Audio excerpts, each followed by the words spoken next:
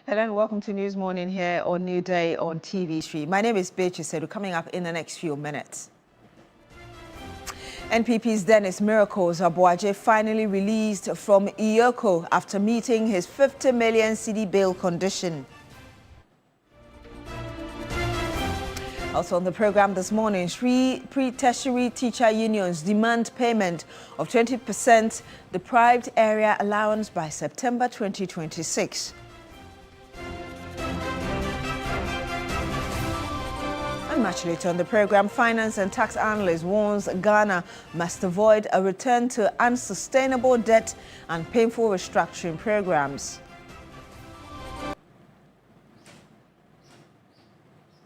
Now, 2028 campaign director for Dr. Mahmoud Bawumia, Dennis Miracles Abuaje, has been released from the custody of the Economic and Organized Crime Office, Iyoko, after meeting his bail conditions. He was granted bail of 50 million Ghana cedis with 3 sureties on Monday.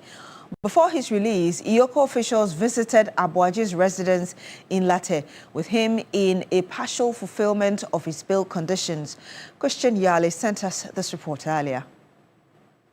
For 2 days straight, members, supporters and top officials of the NPP pitched camp at the Economic and Organized Crime Office headquarters in Accra.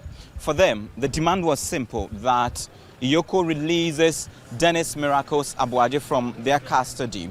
For the NPP, they have observed a trend that over the years since government assumed office, they had resort to arresting, intimidating and silencing free speech, especially critics of government. On Tuesday, lawyers indicated that instead of seeking a variation of the bail conditions, they would work towards satisfying the bail conditions. Later in the day, Dennis Miracles Abuaje was transported all the way to Latte in the eastern region with Iyoko officials to inspect one of his residences. That was a standard bail procedure which would afford officials the opportunity to locate or identify places where they can track or locate Dennis Miracles Abuaje after he has been released from custody. Upon return, and few hours later, he was released. He was seen waving at scores of supporters who had gathered at the premises of Iyoko, and soon after that, he was ushered into a vehicle and left the premises for his house. For the supporters who had gathered at the Iyoko premises, their expectation had been met. They were seen in jubilant mood.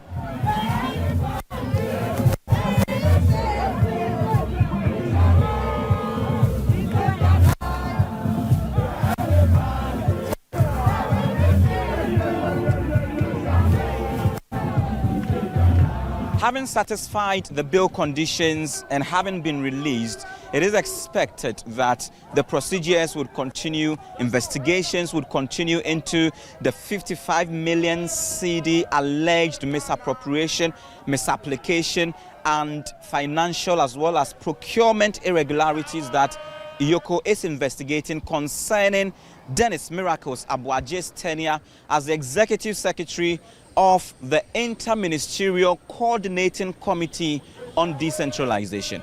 Christian Yale, TV3 News, Iyoko Head Office, Accra.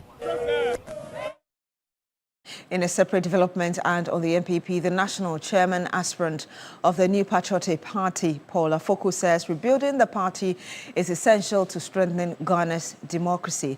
At a news conference, Paul Afoko said that only a united, inclusive and well-resourced party can regain power in 2028. Former national chairman of the New Patriotic Party, Paul Awentami Afoko, says his decision to seek the party's top office is not a campaign of personal ambition, but a mission to rebuild the NPP following its electoral defeat. Addressing a news conference in Accra, Paul Afoko said he has spent months engaging party faithful across the country in a reconciliation effort aimed at restoring unity and confidence within the rank and file. The former chairman said his vision is to build a stronger party capable of recapturing political power in 2028. Ghana needs a party ready to return to government, not for power's sake, but we seek power for the potential of power to impact the lives of our compatriots positively, with humility, with courage, and faith in God. I formally announce my intention to offer myself for the position of National Chairman of the NPP, subject to the party's rules and processes. Paul Afoko rejected suggestions that leadership from Northern Ghana should be viewed as a disadvantage. Indeed, having a presidential candidate from the Northeast region and a national chairman from the Upper East region should not be seen as a weakness. It can be a powerful statement that the MPP is truly national and truly inclusive and truly ready to expand its appeal. He further pledged to support parliamentary candidates, reclaim lost constituencies, identify winnable seats, and provide resources to resolve internal disputes before they deepen into lasting divisions. The duty before us now is not to blame. The duty before us is to rebuild this party. When I'm given the honor to serve again as national chairman, I will work to support our presidential candidate and restore confidence in the party from the polling station to the national level. Besides Paul Afoko, others contesting for the NPP national chairmanship include former Energy Minister Boakye Jako, former General Secretary John Boydu, and former Ashanti Regional Chairman Bernard Entwi Bosiako. Stanley Niblew, TV3 News, Accra. Now, years of illegal mining have left several of Ghana's major water treatment plants struggling to produce safe drinking water, with heavy siltation threatening water supply in parts of the country. Now, with treatment costs ranging into millions, the Ghana Water Company has secured funds from the Ghana Gold Board to rehabilitate 3 critical water systems under the first phase of a partnership with Ghana Water Company Limited.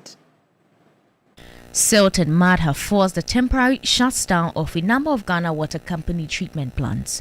With the effects linked to the ravages of illegal mining, the Ghana Gold Board has committed to help return a number of treatment plants to full health. It also supports the institution's corporate social responsibility agenda, which is aimed at environmental restoration and safeguarding critical national infrastructure. It was brought to our attention that the illegal mining activities have resulted in significant degradation of certain critical water bodies and water infrastructure, particularly in the eastern and central regions of our country.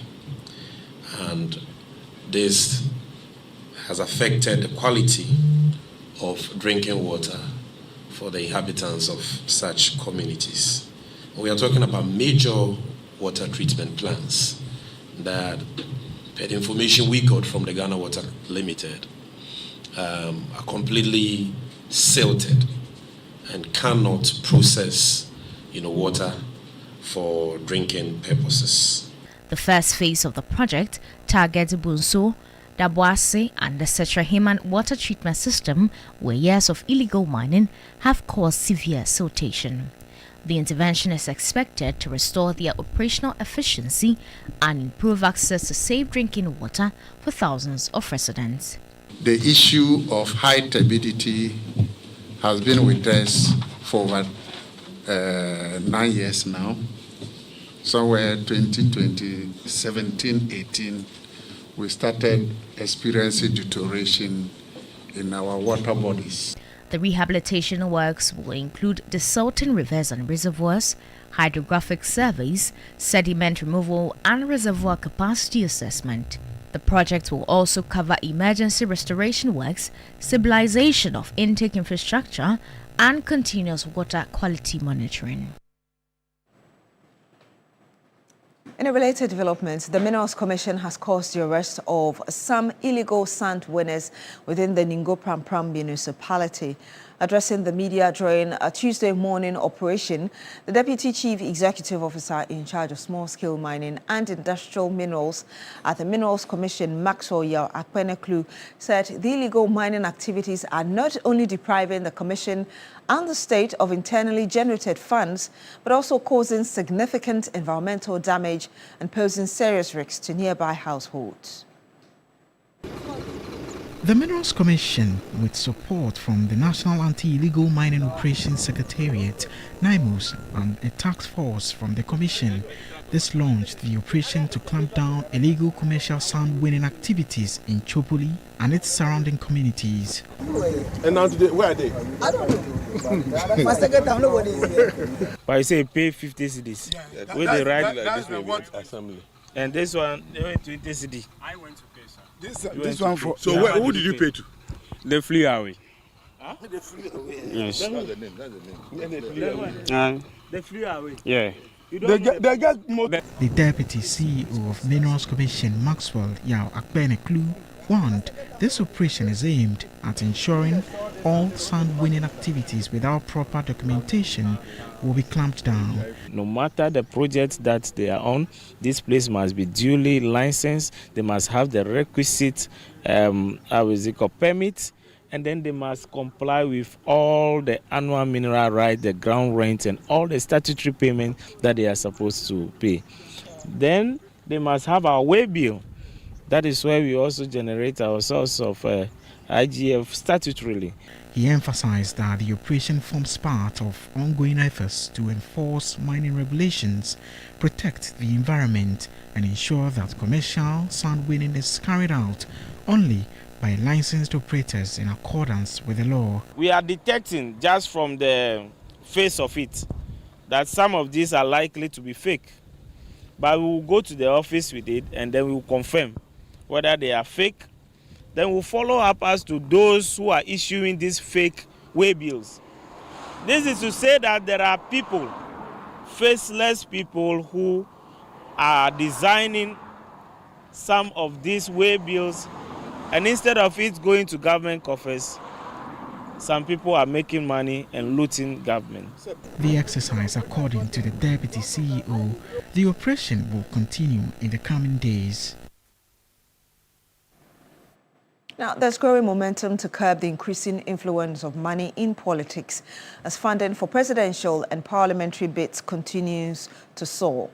A three-day high-level regional convening on money in politics in Africa is underway, seeking to proffer practical policy solutions aimed at strengthening transparency, accountability, and democratic integrity. George Quainin has the rest of the story.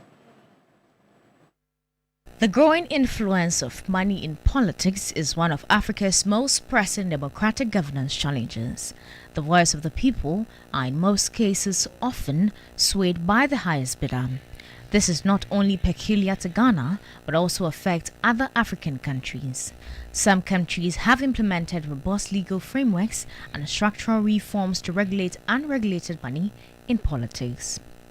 In addition to individual country laws, the African Union Convention on Preventing and Combating Corruption outlines continental standards to outlaw illicit financial flows and the use of covert money in democratic processes. Stakeholders, including anti-corruption leaders, policymakers, electoral management bodies, and political parties, have met to prefer practical policy solutions aimed at strengthening transparency, accountability, and democratic integrity. The need to recover exorbitant campaign costs often drives elected officials to engage in systemic corruption and embezzle public resources, draining the national treasury, diverting funds from much-needed socio-economic development and worsening poverty. Conscious, empowered citizens are less likely to be influenced by money. So as we tackle the legal frameworks and governance, let us concurrently build the capacity of our citizens. Let's empower them economically so that our people will act from their hearts and minds rather than their stomachs. Deputy Minister for Finance, Thomas Nyakuampin, spoke on behalf of the Vice President, Professor Nana Chino-Pokuachman, says money is gradually weakening political equality, replacing equal votes with unequal financial influence. If we add all the activities we perform, what we do before primaries, elections, before D-Day election, I'm sure the researchers are generous, and the amount of 700,000 has been grossly understated. Speaker of Parliament, Alban Bagwin, mentioned that even legislators are unhappy about the solution, but are handicapped. If the president has to spend, he says, $100 million, that is an understatement. You have to get at least a picker for each constituency. Ghana, how many constituencies do we have? 276. You have to get four-wheel drives for the leadership of the parties in the regions and the campaign teams. You need four-wheel drives. And your campaign team, you need some and some on standby in case there's a breakdown or accident. The high-level meeting represents the next complementary phase of the UNCAC Resolution 11.7, moving the regional discourse on political finance beyond symbolic commitments. Some more news here. And three teacher unions are calling on President John Mahama to issue a directive for the payment of the 20% deprived area allowance for teachers. The Ghana National Association of Teachers, NAT, National Association of Graduate Teachers, NAGRAT, and the Pre-Tertiary Teacher Union say that they expect the 20% allowance to be paid by September this year. Daniel Opoku has more in this report. There are more than 300,000 teachers across the country. Out of this figure, more than 100,000 teach in rural and deprived areas. These teachers face indecent working environments, which consistently imparts teaching and learning. Some of the teachers commute long distances to school, affecting contact hours, while others have to cross rivers to access their schools. This compelled the teacher unions in 2009 to propose a 20% deprived area allowance on basic pay. Since then, the allowance has been included in their conditions of service, but successive governments have failed to implement it. Currently, the government has renewed its commitment to ensure the amount is paid. However, the teacher unions are extremely concerned that the government continue to pay lip service to the issue.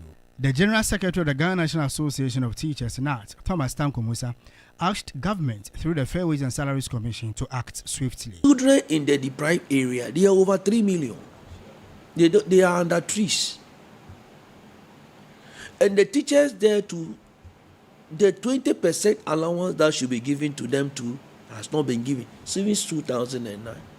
It was one of the reasons why we have written that by 17th, fair wages should come clear on this matter. It is part, this one, the president has given us his word that it should be done.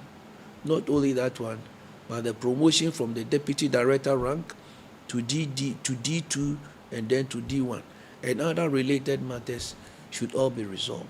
These things can no longer wait. President of the National Association of Graduate Teachers, NAGRAT, Jacob Anaba, expressed sadness about the slow pace of implementation. This promotion thing that we talked about, deputy director, president gave a directive and they were sleeping on the job. We have to force. So I'm calling on the president with in all humility.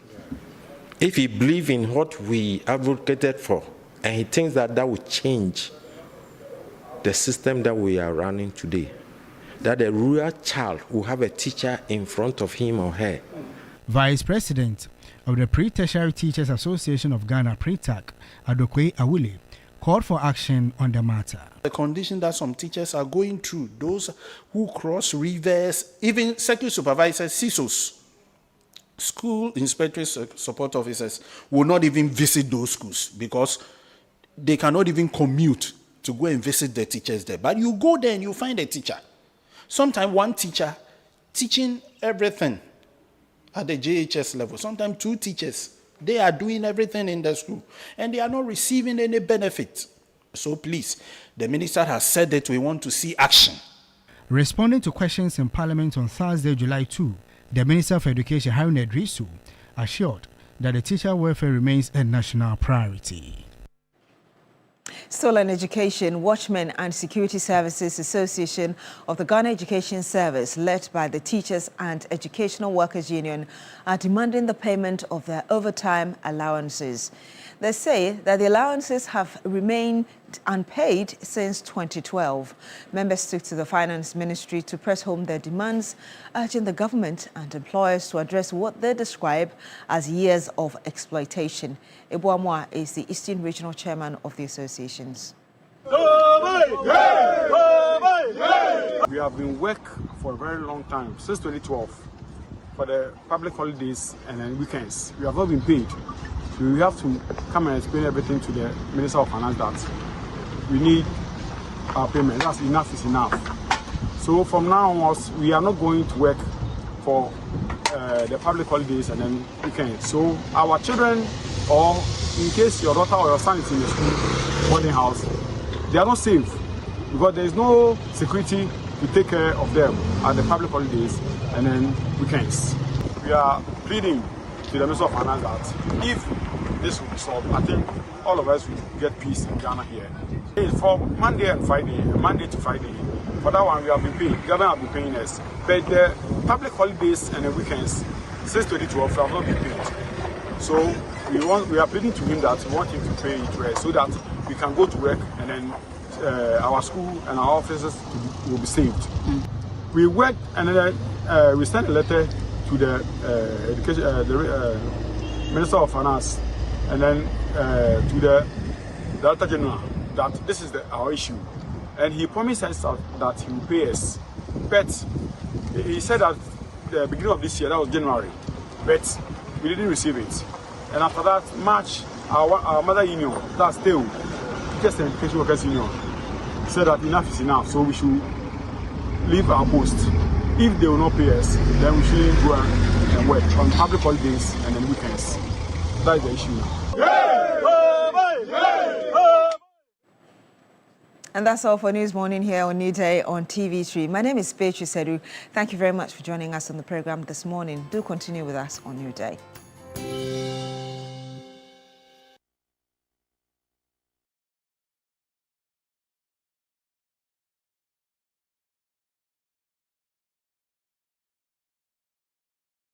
Content creators and football lovers, are you ready?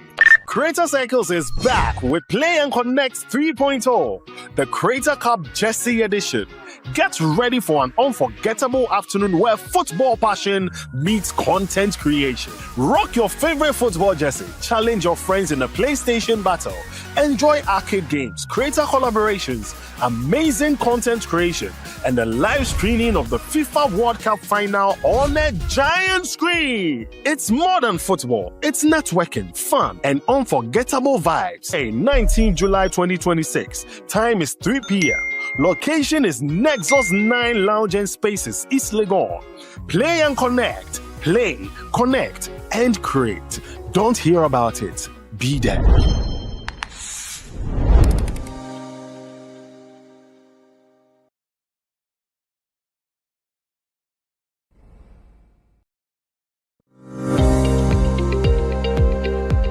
The world around us is changing, not slowly, not quietly. In the north, the rains that once arrived on time don't come anymore. In the middle belt, rivers and forests disappearing overnight. Along the coast, the sea is swallowing land that families have called home for generations. Rising temperatures, failed harvests, homes lost to tides. This is not a warning about tomorrow. This is the world right now. TV3 and the German Embassy in Ghana. The conversation on climate security implications in Ghana. The Climate Talks 2026. 5 cities, 5 conversations, 1 urgent call to action. Tamale, Bolgatanga, Kumasi, Keta, Accra, starting this June 2026. The climate talks are coming, and this time, the people most affected by Ghana's climate security crisis will be at the center of it all. Because the time for Ghana to act is now.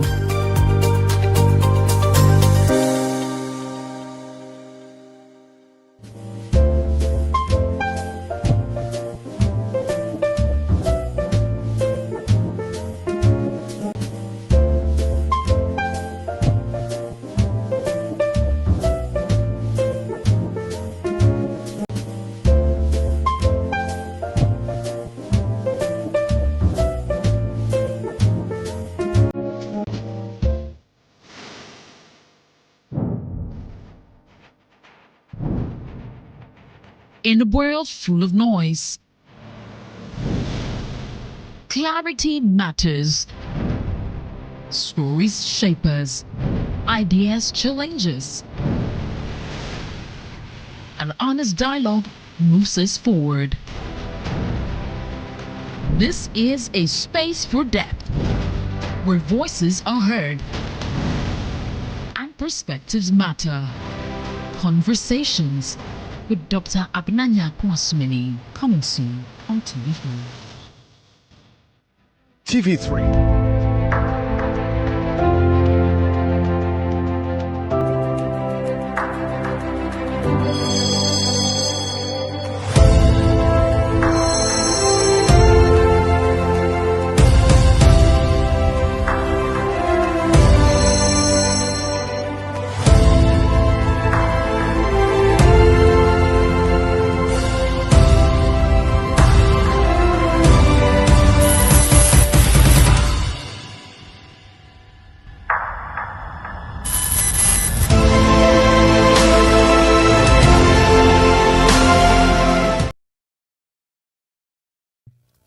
Enable the feature and create a 4-digit PIN.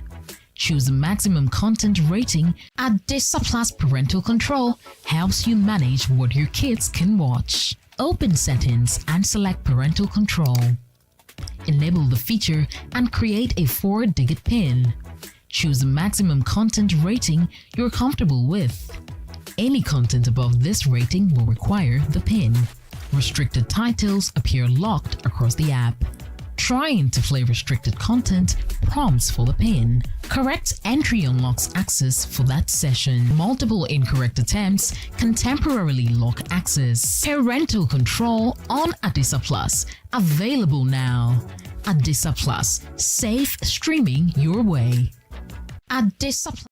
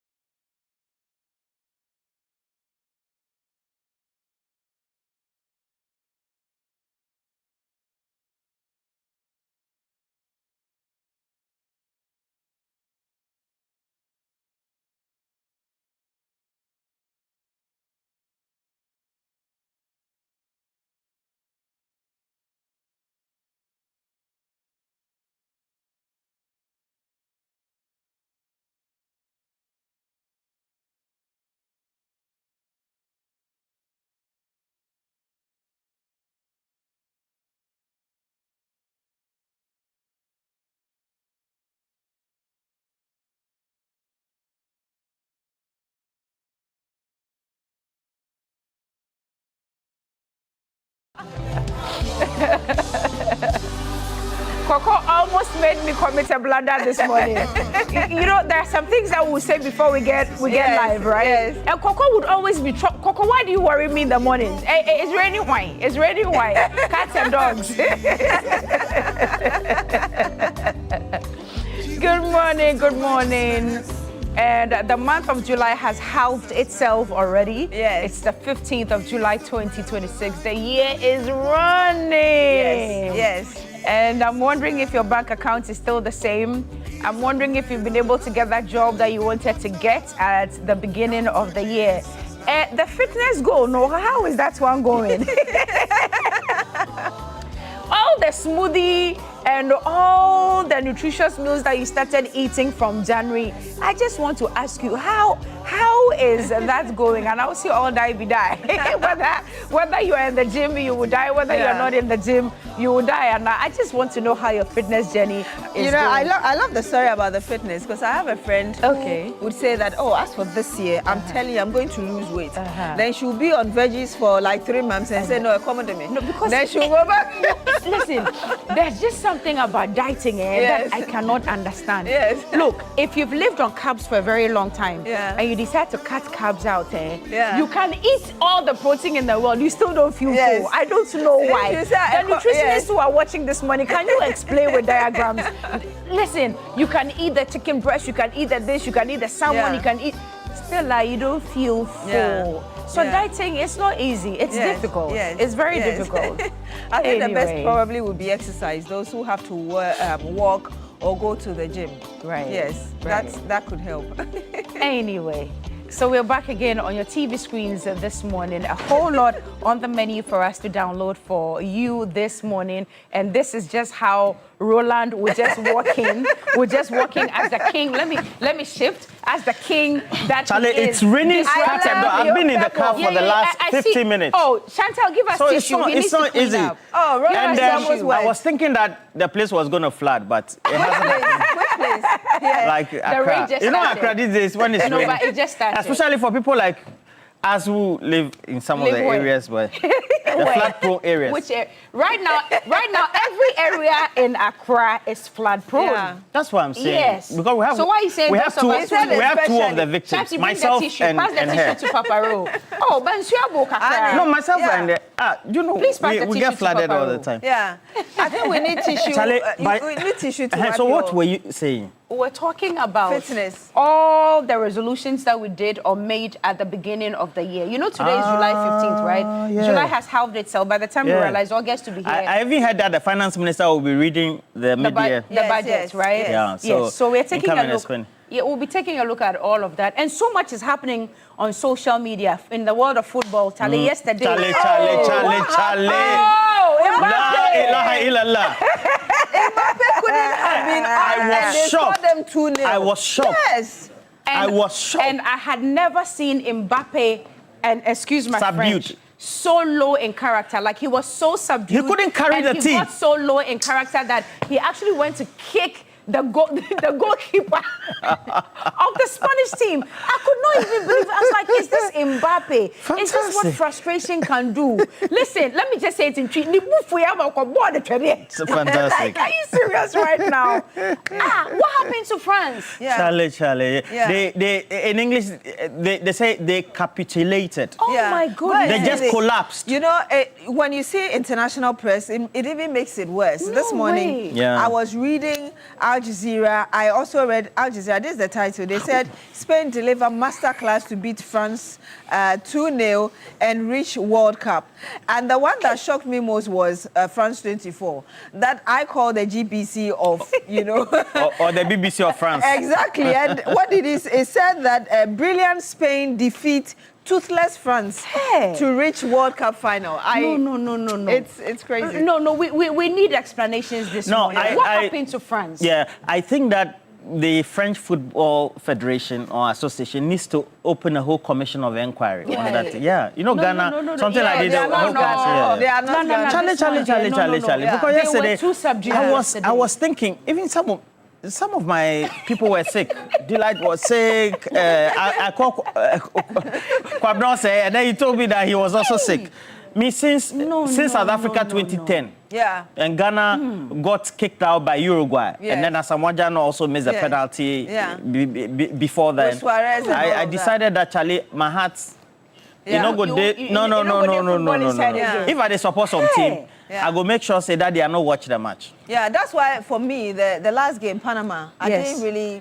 No, our last game wasn't Panama, it was Colombia. Colombia, yes. You didn't After the first 15 minutes, I turned off my TV. You didn't want to be. I didn't have the heart. But you know, it would have been such an embarrassing one if the last penalty by was it the 18 or 19-year-old was allowed. Lamine Yamal. Oh Come my on, goodness. Listen, yesterday was just shambolic for France, and many sports commentators are talking about it, and we are trying to decode and understand how they were so subdued by Spain. Not to say that Spain is an amazing national team, but we also know France. We've seen their pedigree. We've seen what they've done. Football. Charlie, Dennis Miracle has been released. So he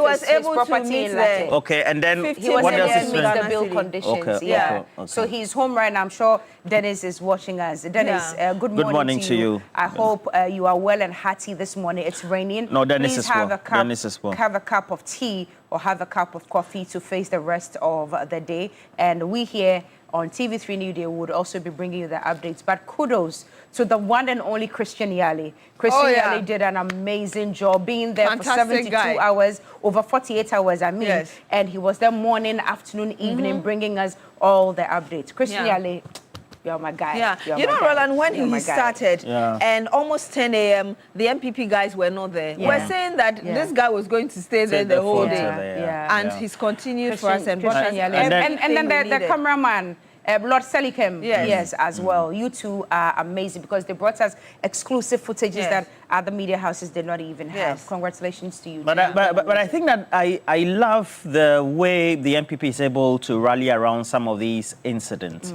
and then also the personalities if they have to face the full rigors of the law, and then the public statement they make about how they are ill-treated, so to speak. And so that also shows that they are really on that rallying agenda to make sure that they look within themselves and then rejuvenate their grassroots. Yeah, that's also a posture that other people have criticized, that when a state agency is doing its job, we shouldn't have political supporters being there to kind of distract the way they're doing. But hey, we're in a democracy. Let's find the fine balance between what is right and what is extreme, really. Yeah. So talking about the political party, so we're talking about party financing this morning. You would note that the MPP and NDC at the grassroots level and then the local levels, that is, if it's for the NDC, the branch level to the constituency, they've started the elections. The MPP started as well. Subsequently, we've had a number of concerns being raised about rancor disruptions, the latest being Oketechi and all that. But it's also because people are desperate to get their names on the voting albums of the political parties, and then also those who subsequently get their names on the albums become the delegates consequently. And they make demands of these candidates of the political parties. It's made the whole venture into trying to contest for whether a member of parliament candidacy or position to be very expensive. Now, what does it mean? Because if a candidate spends so much in an election or a campaign, how do they then make sure that there's some return on investment or they recoup their money? And it's become a big concern in the Fourth Republic for our democracy going forward. So we have to discuss that. Why then will candidates make sure that they have their own people elected on the voters' album? You know, and so we have to discuss that as the whole the whole gamut of the issues that we have to discuss this morning. For me, it's a subject that we don't really get to exhaust it. Because I remember, I think early last year, we had CDD doing a whole survey, how much it cost us to have presidential elections, parliamentary elections, even the other, you know, minor or tiny elections, constituency among others. By elections and all of that. Exactly. There's so much money we spend. And we are not even transparent with the sources of funding, which is another big problem, because in the US, you have open source, all these, I mean, these areas or institutions that are responsible for ensuring that there's transparency in political financing, so you know who is behind what. all of these, when it comes to Ghana and, of course, this part of the world, we don't seem to have clarity on. So it's really a subject that we need to perhaps talk about until we get some leeway, as it were, about it. Yes. Good morning to some of our faithfuls who are watching us this morning. Randa Charlie Rowley, Randa in house, the floods, it was really bad. She's lost everything. Everything. Oh, Randa. But she keeps watching us every morning. Randa Shell and my two little angels. Good morning to you. I hope that you're doing well. Theodora, Kwa, you're feeling sad. People have lost it things. It really hurt me. It really hurt me. But Randa, it is well. I know you're a fighter. You are in good spirits and you will overcome. Good morning to all of you. Ebo Samoni, Kocho, Dengue. What's happened to the Yaba family? I keep asking you. Lydia Nyaba, and then yes. Dorcas Nyaba, Ghana National Association of Teachers. They and also Dr. have Combat?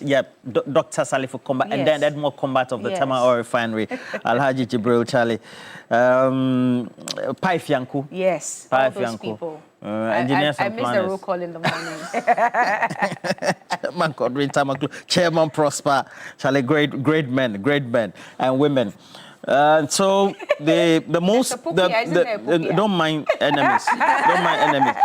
Sometimes you don't have to listen to people. And then the Supreme Court says that there should be a stay in the execution of the judgment from the Court of Appeal regarding GN Bank as well. So we want to take a bite as well because we have to wait for the Supreme Court's own judgment on the matter.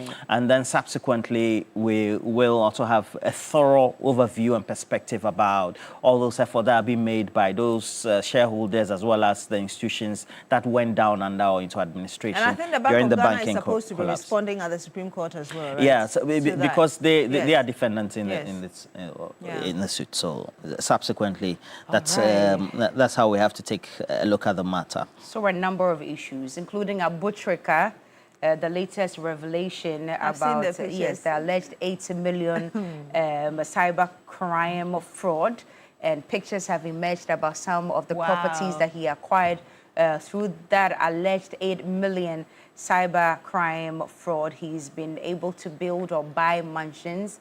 He's got a fleet of cars. We'll show that soon, including cyber trucks. I saw, I think it was a G-Wagon G63 parked in the yard, and all of that. Charlie, sometimes slow is better. Sometimes slow is better. I mean, it will feel like nothing is happening.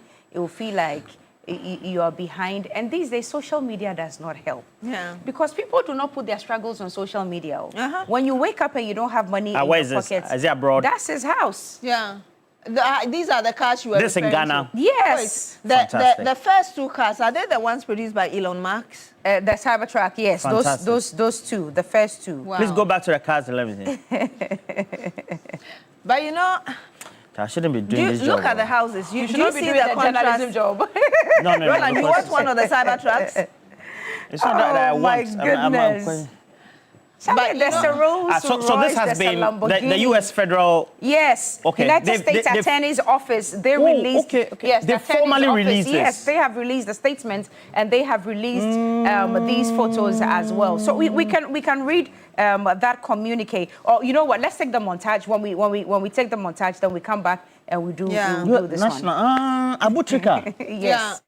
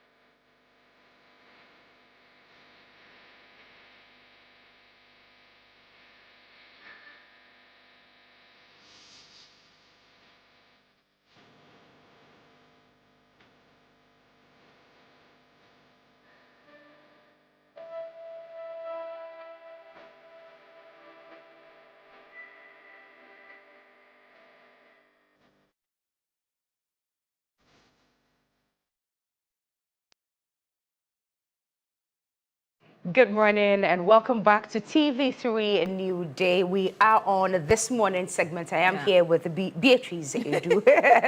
Beatrice Edu. And just before we went on that break, we're bringing you hints on that release by the United States Attorney's Office in the Northern District of Ohio about the famous Abotrika. And I'm sure if you've been following the story, then you may want to stay tuned this morning as we've got the latest for you.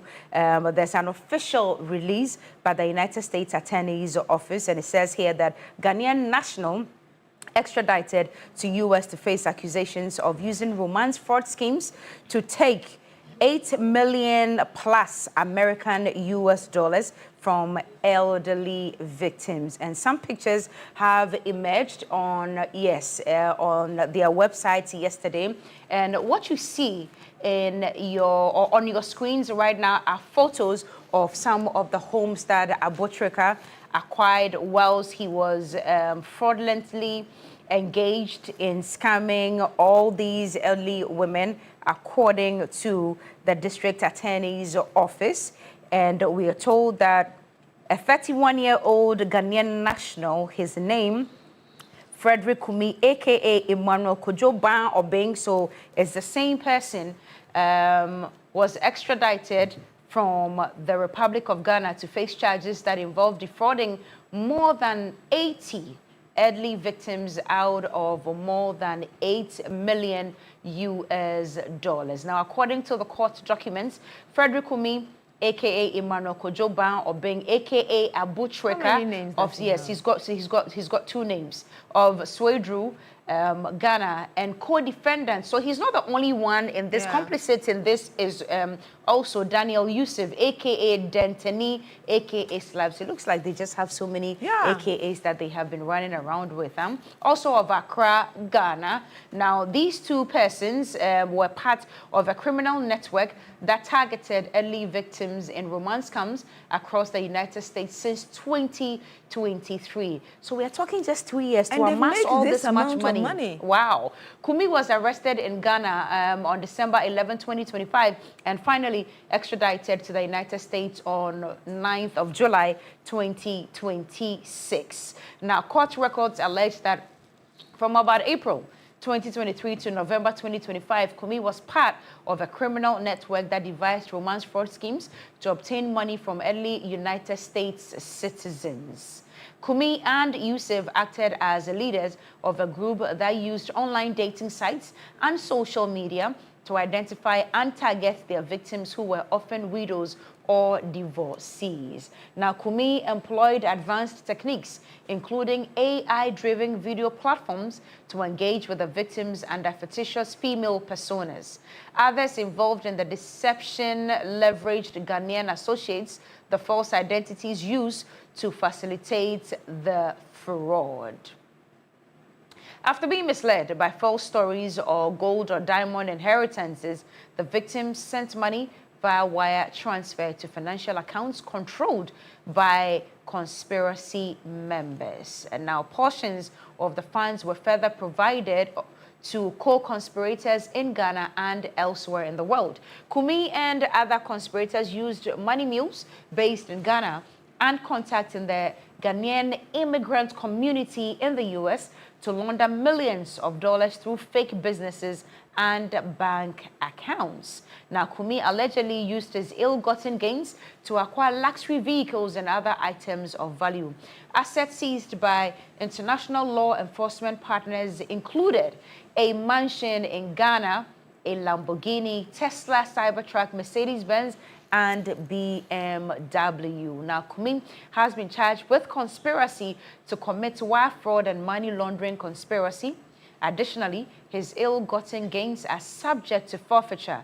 Kumi faces up to 20 years imprisonment all the way in the United States of Ghana.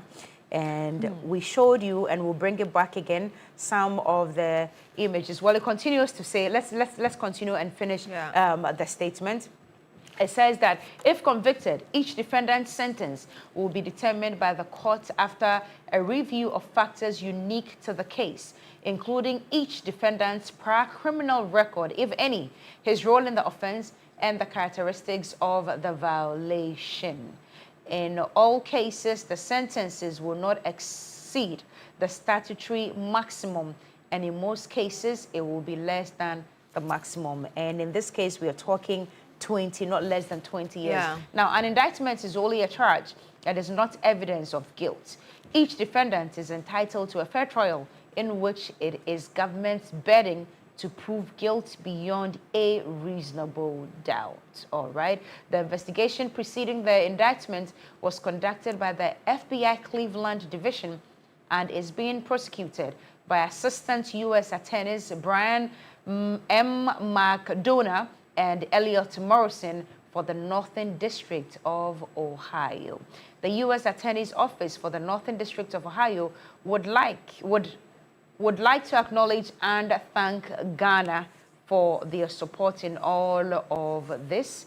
And yeah, as we mentioned, crime does not pay. Exactly. And at the end of the day, when you listen to experts like Richard Kumado, they will tell you that before the FBI gets to this level where you are extradited to the U.S., even though you are, of course, entitled to lawyers and all of that, it means that they have so much on you that you will not be able to come back from.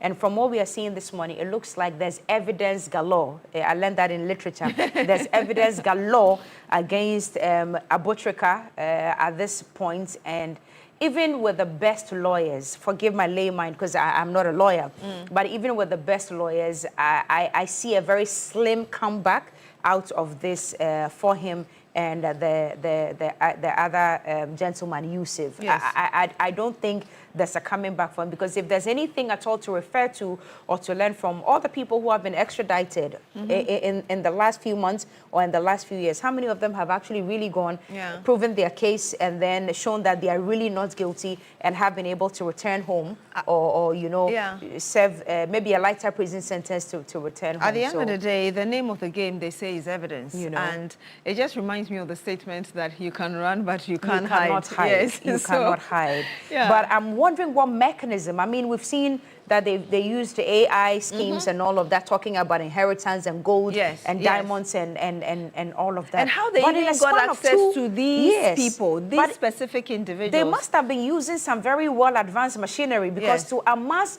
8 million USD in a matter, we're talking like 2.5 years, because we're not even talking this year, because the whole case started in November, you know. So we're just talking maybe in a matter of what? 24 months, 30 months. With their Ghanaian counterparts in the US. And to amass $8 million US, that's not a joke. They must have used very advanced means to lure all these people into sending all these money transfers. And if you're a young person and you're watching this morning, we'll just advise you, listen, sometimes it doesn't pay. Slow is better. It looks like it's a much longer route, you know, it takes time. And we do understand that there's a lot of social media pressure, but don't fall for it, because crime really does not pay. And don't forget that social media, nobody will put their downside on social media. You get to see the best of them. It doesn't complete the equation, as it were. So much as you think you're cleaning your tracks and covering them up, I don't think you are at all. You are not more powerful than the FBI. You're not. So all of us must be guided this morning. All right, let's continue on to other matters. And I'm told there's something happening in the Volta region. Indeed, because over 1,200 rice farmers on the Volta irrigation, on the Weta irrigation scheme in the Ketu North municipality of the Volta region risk losing their livelihoods as the irrigation infrastructure faces a looming collapse. Now, the farmers say that they are shocked that drains, collapsed dikes and canals have made the farms vulnerable to floods, significantly impacting production and income levels. Let's watch this, and then we'll go to our correspondent Faisal Abdul-Idrisu to bring us the latest. The irrigation system is in its 5th decade of operation, but has not seen any rehabilitation since it was built and commissioned in 1983. The facility has contributed significantly to rice and vegetable production over the years and has the potential to produce 10,000 metric tons of rice alone annually on an 880 hectares of land. But the many years of neglect has led to the collapse of dikes, canals, the check gates and drainage systems designed to control the flow of water onto the farms, significantly impacting production and returns. Ta aba dama na chi ajanga kiam ko dama na chi viara bako iko vana aba to aglatam atu kota ma akora aglaji aba drinu khata achi ka jebo no glama na mia achi ba sugo mola mamle to afia ko ku gan kata la glama ko ta aba biji ko go ko kata la authority so aba no ngbo dunu mi la gbleji ba yo gbona gbleda garo na mi yo dragaro yo gbona ko mo daga adomo na mi aka ba gbogbo na me ko mo re ko situation na mi la fi la ni ba gbagblon ni dagble anya ba particular agble de man fi na ma dagble 3 ka isi ke mo la boji achi ko ju. The recent torrential rains caused more havoc. Here there is rice under the water here, but the flood has taken over it. Me as a farmer youth have done about 9 acres and the input cost is over 5,000, but as I'm speaking I can't even pick a dime under the water. So we are in a very bad state that we can't even sleep. We have lost our sleep. The scheme supports more than 1,200 smallholder rice farmers across 23 communities, including Abalavi, Apipe, and Klenomadi, employing hundreds more along the value chain. The more they produce, the more we are also into processing.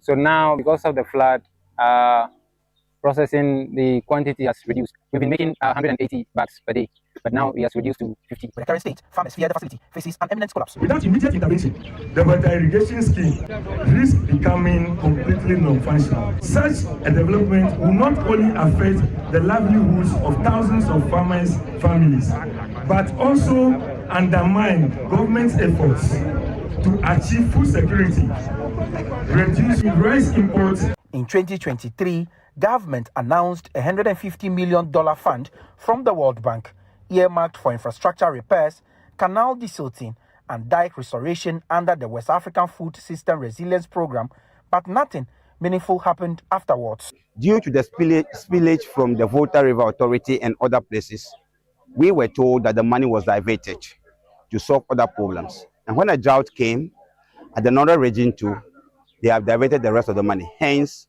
the rehabilitation which was supposed to take place in 2023 was not done. 2024 was not done. We spend millions of Ghana cedis on rice importation annually, despite the potential schemes like the better irrigation scheme hold. If rehabilitated, this facility could provide sustainable jobs, not only that, but also support the country's effort towards food security.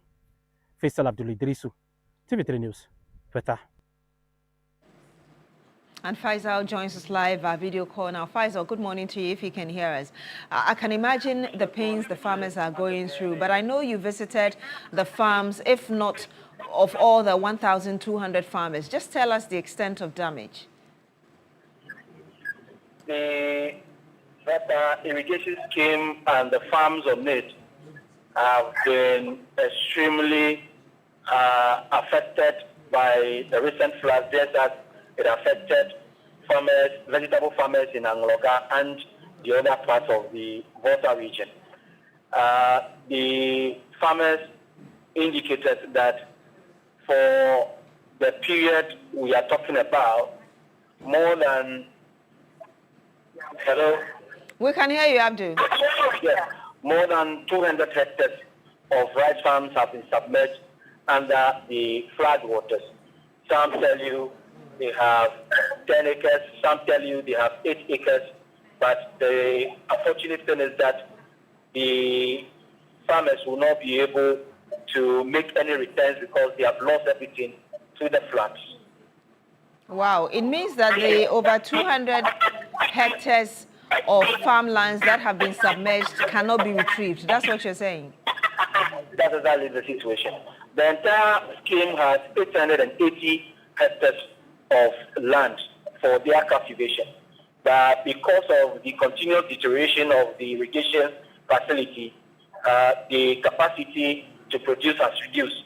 And so, as far as this farming season is concerned, and the floods we are talking about, the farmers say over 200 hectares have been affected largely. Wow, that's quite unfortunate. You've been speaking to the farmers. How much is involved based on what they've told you? Well, depending on the acreage, some tell you they spend 5,000, some 9,000, depending on the acreage they have cultivated. And so, if you put all of this together, then we should be looking at thousands of Ghana cedis. I mean, it should be running into millions, because there is somebody who spoke about the fact that he has spent over 15,000 for cultivation alone. Then input will now come in, including fertilizer, among others. And so basically, that is how huge the loss is for these farmers in Vesta, Tonomaji, Achiteti, Achuati, and people among the other. I mean, it's a total 23 communities that have been affected by the floods. But let's talk about the solutions here, really. What are officials saying about fixing the water irrigation projects, just so we at least minimize the impact? Because I understand it's even raining right now where you are, right? Yeah, it is. Yes. It is raining where I am currently. Yeah, so I was asking you about what officials are doing about solving the problem, just so we're able to minimize the impact, because it's still raining. Yes, so for the interim, there is nothing currently being told in terms of how the impact could be minimized. The MC for Ketu North, during the interview, indicated that in 2023, there was a World Bank fund that was earmarked for repairing the entire irrigation infrastructure, but that was not done. What he indicated is the fact that when they did a follow-up upon coming into office, they were told that the monies were used for other projects, including including having to provide relief packages during the Akosombo Dam spillage and also the drought up north. So from this conversation, it's obvious that there's nothing almost immediate to be done to, mitigate the impact of the floods on the farms.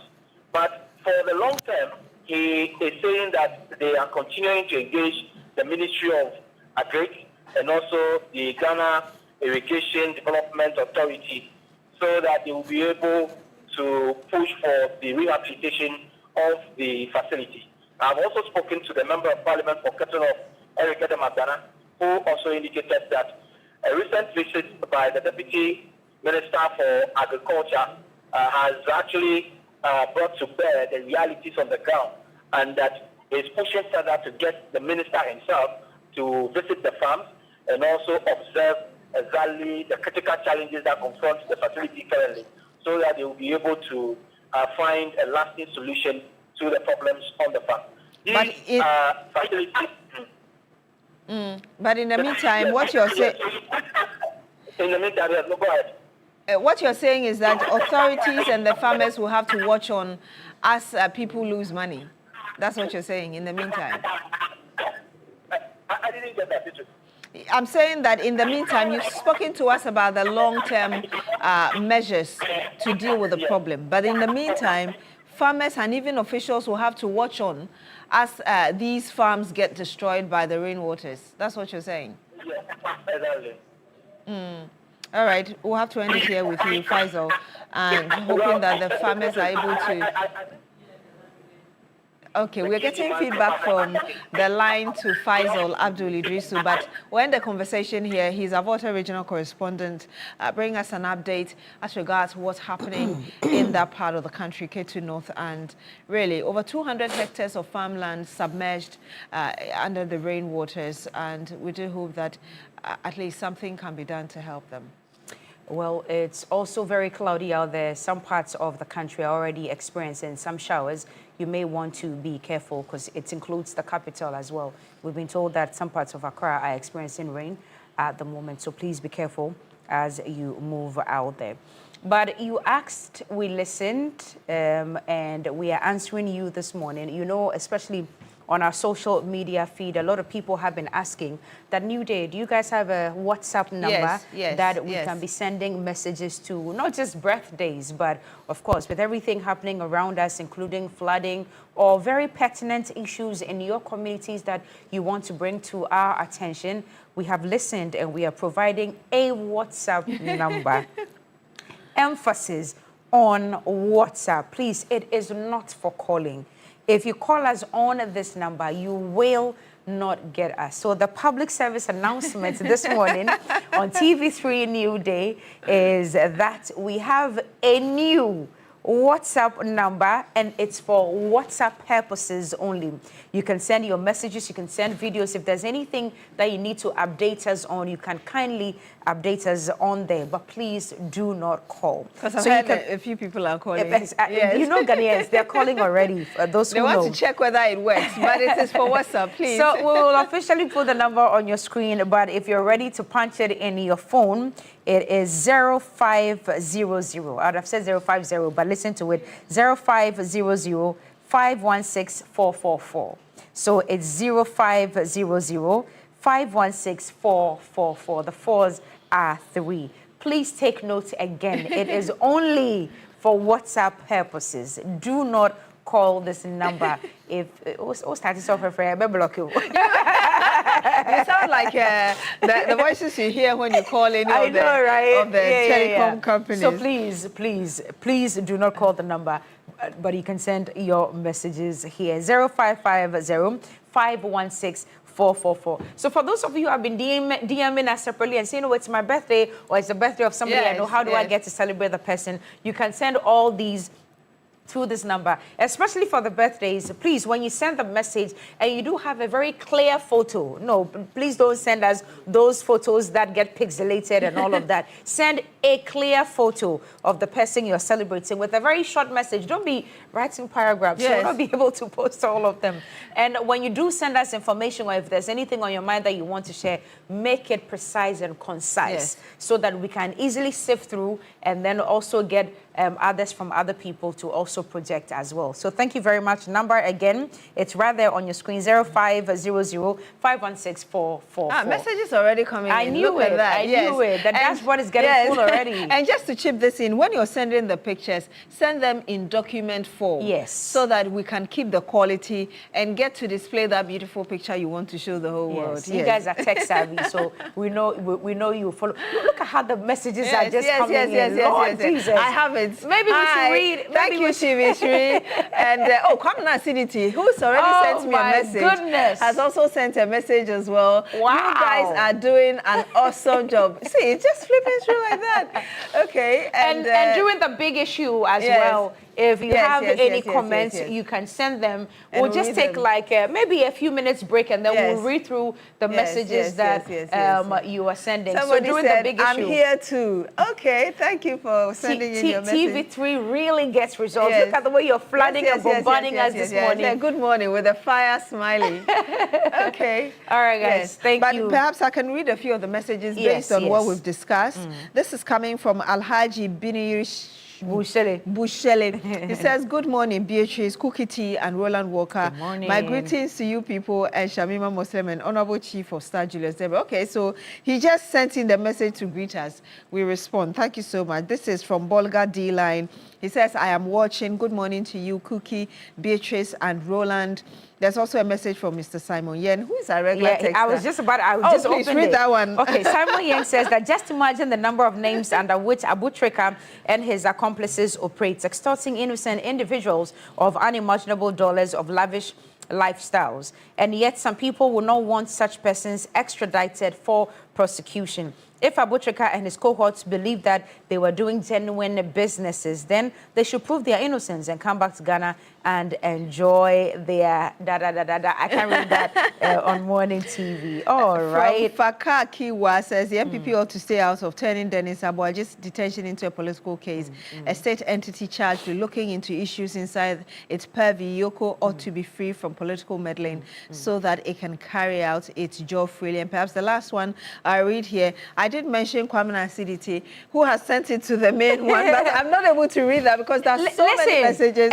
Francis, just pan the camera. I just want to show our viewers something. You see, we want to show you how the messages are coming in this morning. Yes. So just in case we are not able to read all of it, it's a 4-hour show. And the way the messages are trooping in, we may not be able to read all of them all the time. So just in case we are unable to read your message, bear with us. But we do promise, once we have put the number out there, of course, we'll deliver on our promise. We'll read as many messages as possible, but make sure that it is pertaining to what we are discussing. When you bring some non-fallables, we'll not read those messages. Okay, listen, let me just...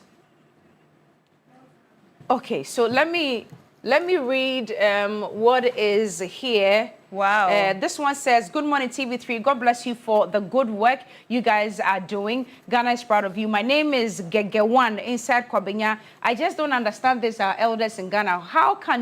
Why can you push your own citizen to a foreign country to be punished? Those years that the white people came to fraudulently own ancestors and took all our gold and resources away, have we ever jailed any of them? I just want to know. A white man, okay, I understand where this is coming from, but if you've been following the news lately, where were you when President Mahama and Okujetua Blakwa, Honorable, of course, went to the UN and officially we are asking for reparations and restitution because the slave trade has been officially documented to be one of the atrocities. There's a phrase that was used for it. The gravest crime against humanity. If you've been following, then you should know about that. But evidence galore this morning, of course, from the U.S. State Department has shown that Abutrika, at this point that we are talking, is somewhat guilty. But, well, the case is still ongoing,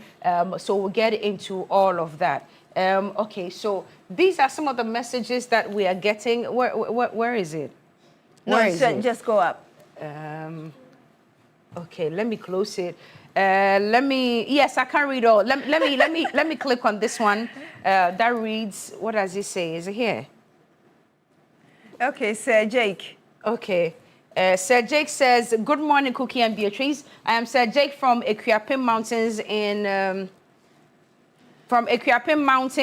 the eastern region. From my dad's area. All I will say is that the law should be allowed to work on political personalities as well. They are all not above the law. Thank you. Okay, these are some of the messages that we like. Very short, precise, and concise, you know, just straight to the point. This one reads, Charlie Beatrice, we have a lot of work to do. Okay, this one is very short, and it says that TV3 all the way. Young guys today should learn from what Abutrika is going through. He hasn't even started going through it yet, you know. So please, when you do send us your messages, keep them very brief, very short and concise. So that somebody said, is it true? The person can't believe that we have we have a WhatsApp number. We do have a WhatsApp number. This one reads, okay, let me try to fetch this quickly. Good morning, TV3. Okay, so it says, good morning, TV3. You guys are doing a great work. B.O.B. from... It looks like many of the messages are testing, you know? They're just testing to see if it's really working. Yes, it's working. Somebody says, Cookie, akwena mikakaka. Yes. And... okay, let me click on this one. I think it says it's from Jacob. Oh my God, so many messages. Okay, so it's mostly testing messages, you know. They just want to confirm exactly the number to confirm is working. if the number. Finally, I get to send. Okay, done. It just moved on.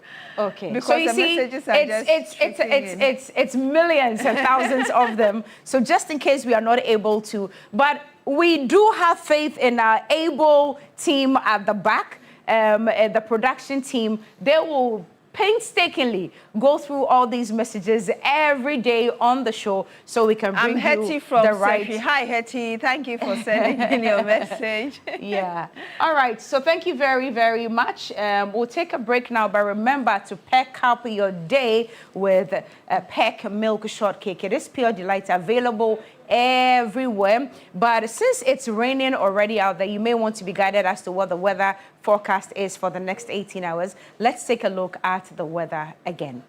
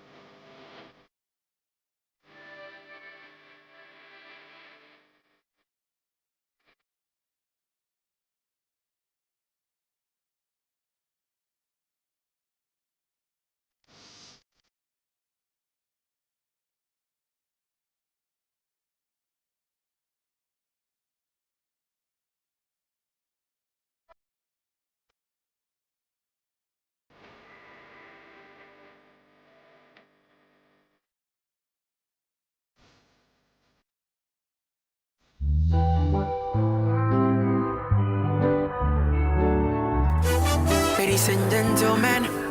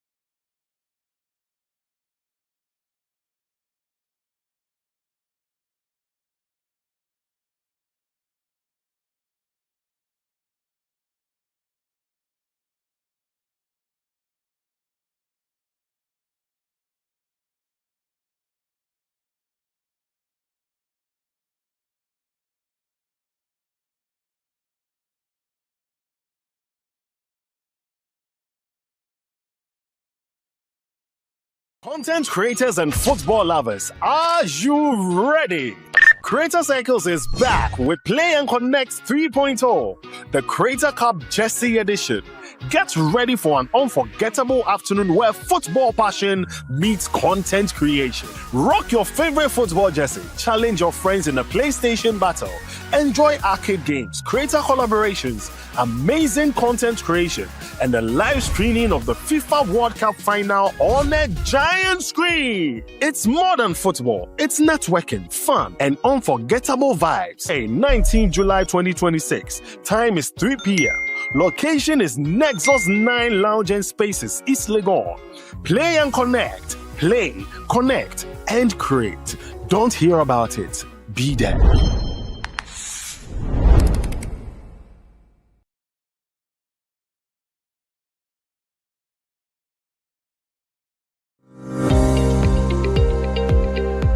The world around us is changing, not slowly, not quietly.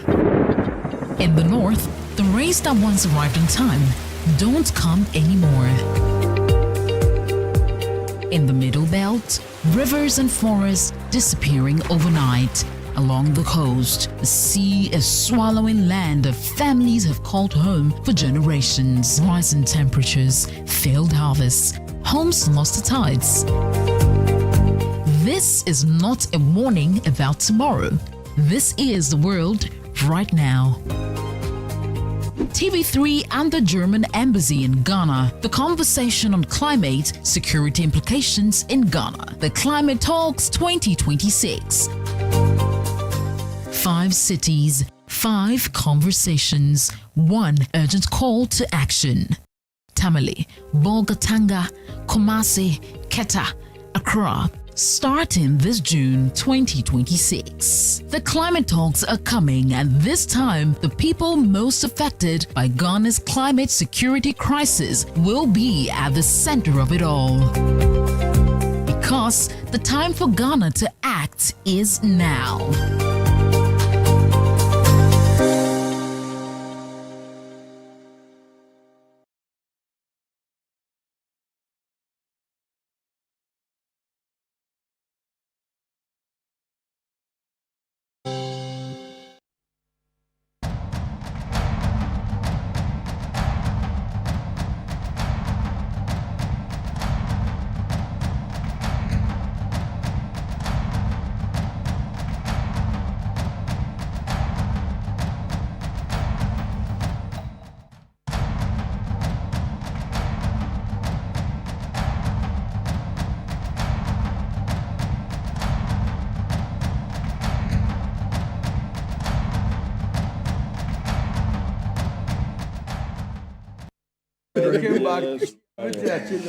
Yeah, already you can hear the mutterings and laughter and the words being spoken already. We have our team ready for this Wednesday. Please make sure that when it comes to today, you're in with us. We've been monitoring quite a very rainy morning for those of us around down south. Let me say good morning to all of you who have joined us. Prince Nyania York, you live in the UK. Zilis Dwayne, it's been a while. He's a Liverpool fan. All of us were supporting France because, you know, France is made up of a lot of second generation, third generation African kids who are playing football, haven't earned their place in their own right as French citizens. And then they also got an upset from Spain, just along the Mediterranean, also having individuals who very much somehow are aligned to Africa. And so we'll take the World Cup as it is. Today we know is the match between the reigning champions Argentina, and then also bring it home. The bring it home guys, the English team, of course led by Harry Kane. And I'll give my support to the English team today, England, yeah. And particularly I love Jude Bellingham. Charlie, that guy is on fire for this World Cup. And their coach, former Chelsea coach as well, respected coach for those of us who support Chelsea in our annals and our history, Thomas Tuchel. So we'll have some great time, 7 p.m. this evening when it comes to the 3 sports team. And you can get the latest when it comes to sports with 3 Sports GH. But for TV3 Ghana, we're streaming live and we have our team ready. Let me just do the introductions on this wet Wednesday morning. The man in Fugu is just in front of me. It's been a while I've seen him. I had to take some leave to take care of some family matters. And the man from Sisala, all right, he'll have a go at it again. And we'll be discussing some internal political party matters, how you get yourself ready and pave your way through the delegate system that democracy has structured for the political parties, which we are told by research and findings has become so expensive that if you don't have your pockets well lined, you cannot just become an MP, a president, etc. Joshua is here. Jebuntie Zato, PhD, Good morning, of the Africa Policy Lens. Good morning, welcome and back. And then, of course, by association, has contested for the MPP seat for Sisala. You know, I wanted to say that we've missed you, but we used to have a very beautiful lady here, so it's difficult for me to say we've missed you because I really, you know, so it's that difficult. But this Fugu was given to me by a young man called Oxford Jalil. He's from Wild West in the Upper West region. He's very smart. Jalil, yes, Jalil. He's a very smart, intelligent, hard-working patriot. He's committed and he's he saw patriot. me. Yeah, he's a patriot. He saw me and said, "Look, Doc, you will look nice and regal in the smoke," and he gave it to me. This man, I want to say, Oxford Jalil, thank you very much for the smoke. I'm really grateful for the opportunity. And I thank God that people keep reaching out to this poor university lecturer to show goodwill, and they are all fans of this show. We continue to be the #1 morning show in Ghana for a reason. We are here, okay? So thank you, Oxford, for this. Thank you for this. Thank you to my mates. And it's a wet Wednesday morning. And, you know, to all patriots out there, say good morning. I look really good in it, and I'm really happy. Petro, what's the Petro? You keep mentioning Petro. You've mentioned... Are you not a patriot? Are you not a patriotic citizen? Are you not a patriot? Are you not a patriot? No. What, are you not a patriot? No. Sam, are you not a patriot? It's in your blood. Oh, you are no more? You are denying... What's wrong with you? But I thought you were going No, are you not a patriot? I am a patriot. Thank you. When was the last time you visited Sisala East? Oh, no, I'm just coming from Tuma. I was Sisala East for the last week. It's beautiful to be home. The biggest problem they have, this is a national issue. The rains are not very regular. So that's what I know. That's the thing. That's so the rains are not very regular. So farmers are, and secondly, the high cost of fertilizer and farm inputs means that most farmers cannot go to the farm. And thirdly, because of the low prices of maize, most farmers have to cut down on the number of hectares they do. So if he did 20 acres last year, he's doing 10 this year. So we are likely going to have a reverse problem. Now there's a glut. We're likely going to have a scarcity by next year. And that's really a bigger problem. So far, the Ministry of Agri has not found a formula to address this. Fertilizers are extremely expensive, seeds are extremely expensive, everything is expensive. So farmers are in a quagmire. They cannot sell what they have to go to the farm. Are in the system. Yes, but they can buy them, they can afford them. So farmers are in a quagmire, they cannot go to the farm, and the Ministry of Agri is doing nothing, and I told you releasing funds for them. It's just a difficult situation. Already, SK Frimpong Abrakwa says that you are pampering Dr. Zato this morning. He's looking good as a patriot. I mean, thank you. I'm a patriot. I'm looking good. As a patriot. Thanks, Oxford Jalil. Thank you, patriot. Comrade, how are you? I'm doing well. Great, Is great. he a kid or a comrade? Oh, you know, NDC, they call you MPP, you post a patriot. Are you a kid or a comrade? Well, they say comrade. They're comrade. Yeah, comrades are... You are a comrade. Comrades... Are you a comrade? Comrades are good greetings, yes, as always. Fred Agbenyo, how are the people of Central Kofi, Likpe, Akpafu, and then also the last one is Central Kofi, Likpe, Akpafu. Lolobi. I'm sure they also have the rain problems, right? That's where Franklin Kujo comes from. That's right. Do they have the rain problems? This is your Wednesday paneling where you bring this double MPP people here. No, he says he's with the African policy. That's not the question. Are your people too facing the same rain problems and funding problems? You bring this to Let's talk about your people. Let's talk about your people. So, Fred, how have you been? Well, I'm doing well. The people of the Guam constituency are doing well by the grace of God. We are busy with farming activities. No, it's pure an agrarian area. And so people have expensive fertilizer. Well, I'm surprised he's saying this because the Minister of Agriculture is doing very, very well. They are giving fertilizer to farmers not too long ago, about 2 weeks ago. Yes. For free. Yes. Oh, in fact, those from salaries have not come. Can I just... No, farmers and salaries have not received some. Can I just land? Okay, don't worry. You don't stay in land, you say in a Please go ahead. Go ahead. You don't even have a farm. You don't have a farm. I couldn't farm this year because I cannot afford. Dr. Zato, allow him to have You have done propaganda everywhere, you know. Farmers, you don't even know what is happening. You don't even know how to hold a cattle. We don't use cattle as a farm in my place. What do you use? Hoe. So you see, well, so I think the Minister of Agriculture is doing very well. They are supporting farmers with fertilizers and other, farm implements that they need. We haven't gotten to where we want to get to. But for him to say that everything is so expensive, people cannot do farming, that does not support the facts on the ground. That does not support the facts on the ground. And I'm sure the Ministry of Agriculture will respond appropriately to this particular claim that you have made. How much is the bag of Can you allow me to just finish? Oh, Zato. Thank you. Dr. Zato, we're not discussing agri this morning. I'm surprised. Trying to divert the whole thing. And so let me say. Let me say good morning to our church viewers and then the good people of the Guam constituency and the NDC fraternity, the government, and the people of this country for the support that they've given to this government so far. Let's continue to soldier on. I believe we'll get there. Yeah. Good man. I've not seen all of them in a while. Yeah. Alfred Thompson, he's contesting for treasurer, MPP. Please, he says he needs money.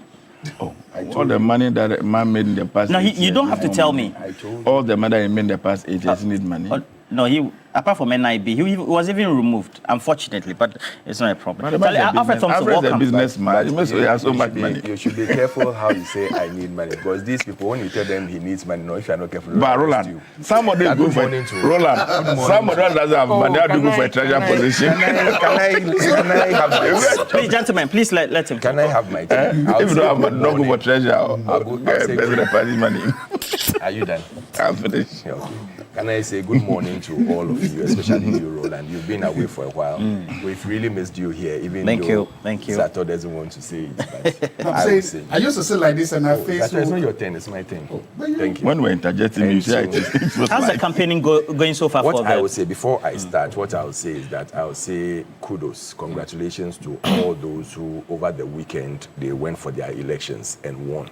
They've done really well, and it shows their commitment, their zeal, and the work they've done. Some have done and some are on the ground doing. The people have voted for them. The grassroots have voted for them and they believe in them. Those who lost, that is not the end. This is just the beginning. We are all going to work together. They should unite with the force. Let us all work together for 2028 because we see what is going on. Zilch work done. When we asked him about the fertilizer, he's telling us that expensive fertilizers are being bought by Ministry of Agriculture and being given for free to farmers, which means that there's a big hole. There's a big hole coming there, and we are watching. We are watching and waiting because when you go and talk about it right now, what they'll do is that they'll lock you up and tell you that you've stolen so much amount of money. So I'll say kudos to Chairman Bute and the General Secretary Justin Kodua. I think they've done a good job over the weekend. You think it was a good organization? Yeah, it was a good. I mean, generally, how would you rate it, 0 to 10? Oh, I'll say 9 plus, because generally, when you are doing any elections of this sort, you have 1 or 2 mishaps here and there. There are 1 or 2 injunctions there. It's being sorted this week, and by this weekend, everything will be done because we have a timetable we are working with, and very soon we know it will be. So, but in all that, when we finish, we are going to the regional. When we finish the regional, then we come to my turn. Okay, so there's some long way to go. Oh, no. Around it's September, October. Around September 19th, we should be done with.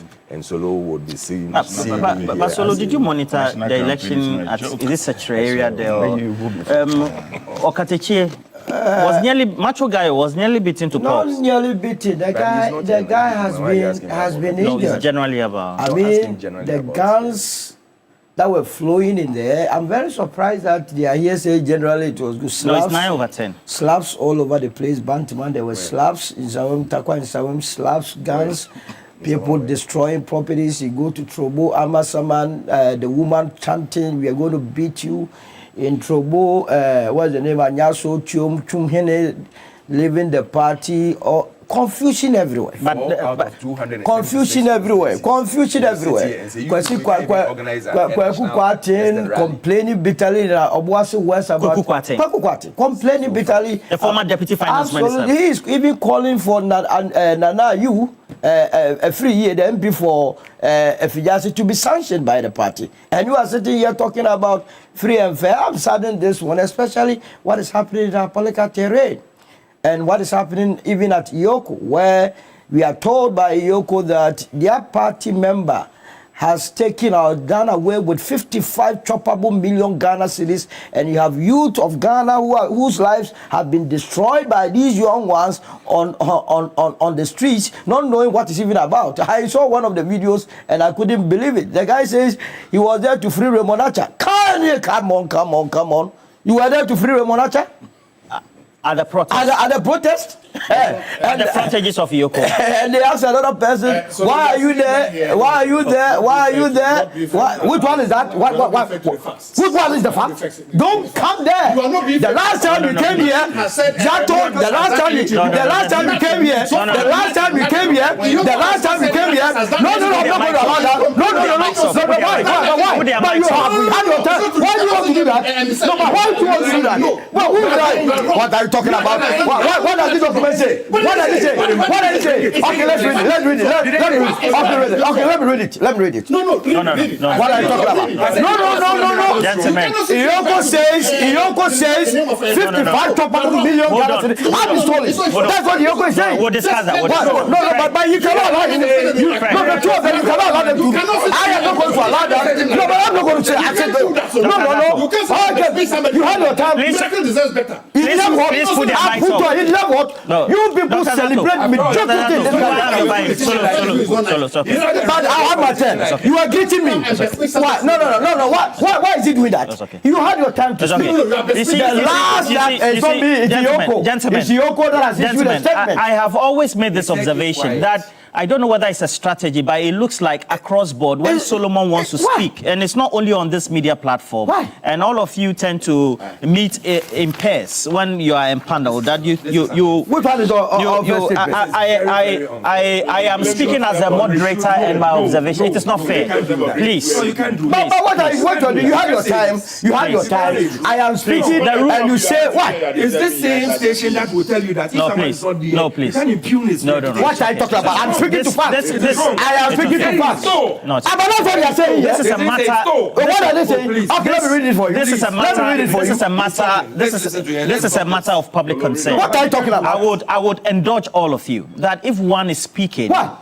By all forms of decorum and civility, we allow the co-panelists to finish, please. And we have our friends, high-end professors, we have distinguished judges as well as businessmen, etc., and all arrays of people within the diaspora who tend to watch us. And so please let's allow one person to speak at a time. When you say that, I know that by way of communication strategy you want to interject, but so do I have your cooperation this morning? Yes, please. If one is speaking, you don't interject. No. I agree with you on that, but you can't say we are attacking him. We have never attacked him. All right. So when he says something that is wrong, which one is wrong? You see, it's my observation. You are saying that my observation is wrong. You have asked me a question and he's attacking me. You are quiet. No. You are saying my observation. When he's attacking us, you don't say anything. Roland, you can't do that. I'm allowing your opinion, but that's my observation. Yeah, that's your opinion. Fred, it's very early in the morning. Fred, so I didn't finish. Where did he pass? No, you wait. Where did he pass? No, Fred, it's okay. It's very early in the morning. I no charge. Fred, as soon as in the afternoon, I would have said, okay, but it's early in the morning. Fred, the concern is you're allowing Iyoko to attack your political opponents, and that's also an issue that has been raised excessively. Of course, Miracles was released in the late hours of yesterday. Well, thank you very much. I'm happy that our brother Miracles have been released. They've been able to meet the bail conditions, and as a result, Iyoko has set him free. I'm sure you appear in court where you have his day with his lawyers to defend himself. Sometimes you sit back and you ask yourself, is it wrong that we created all these institutions that we created for ourselves? If we think that we don't need Iyoko in this country, Let's come together and say, okay, let's disband them. No, we won't disband them. We need them. If we think that we don't need the police and they must not function, let's come together and say so. If we think that the BNI or NIB as they are called now, we don't need them, they must not work, let's say so. Because we created these institutions and gave them a mandate. Now, when the institutions are exercising their mandate, then politically, we try to stop them, we try to prevent them, we do all the kind of things that we do. You see, as all of us are political actors, and one of the issues we have complained about in this country, time without number, is the way and the manner we manage our resources. The perception out there is that people who are given the opportunity to manage the resources of this country are quote unquote very corrupt, and that they amass the resources at the expense of the generality of the society. Now, we believe in probity and accountability. When you are given a responsibility, it's only fair and proper that you account for your stewardship. If some findings have been made about whatever position that you occupied, and you have been invited to come and answer questions, or you've been arrested, why should that degenerate and cause people to go and mass up and do the kind of thing that we've been doing? I'm not going to say MPP is the only person, NDC would do those things in the past. But for me, so it is normal. I'm saying that it's not proper. Unless, of course, we want to say that these institutions must not do their work. And sometimes it's because of the things that we do with the institutions when we have political power. That is why when we get into a position, then we tend to think that they are doing something to favor a party in government and that they are trying to pander other people in opposition. Otherwise, what is wrong? To be invited by the CID or to be arrested by the police. But what is wrong? Is it new? Is it only in this country? Well, the perception it creates and what is out there is that it's almost like witch hunting your political opponent. But have you read the statement that was issued by Yoko?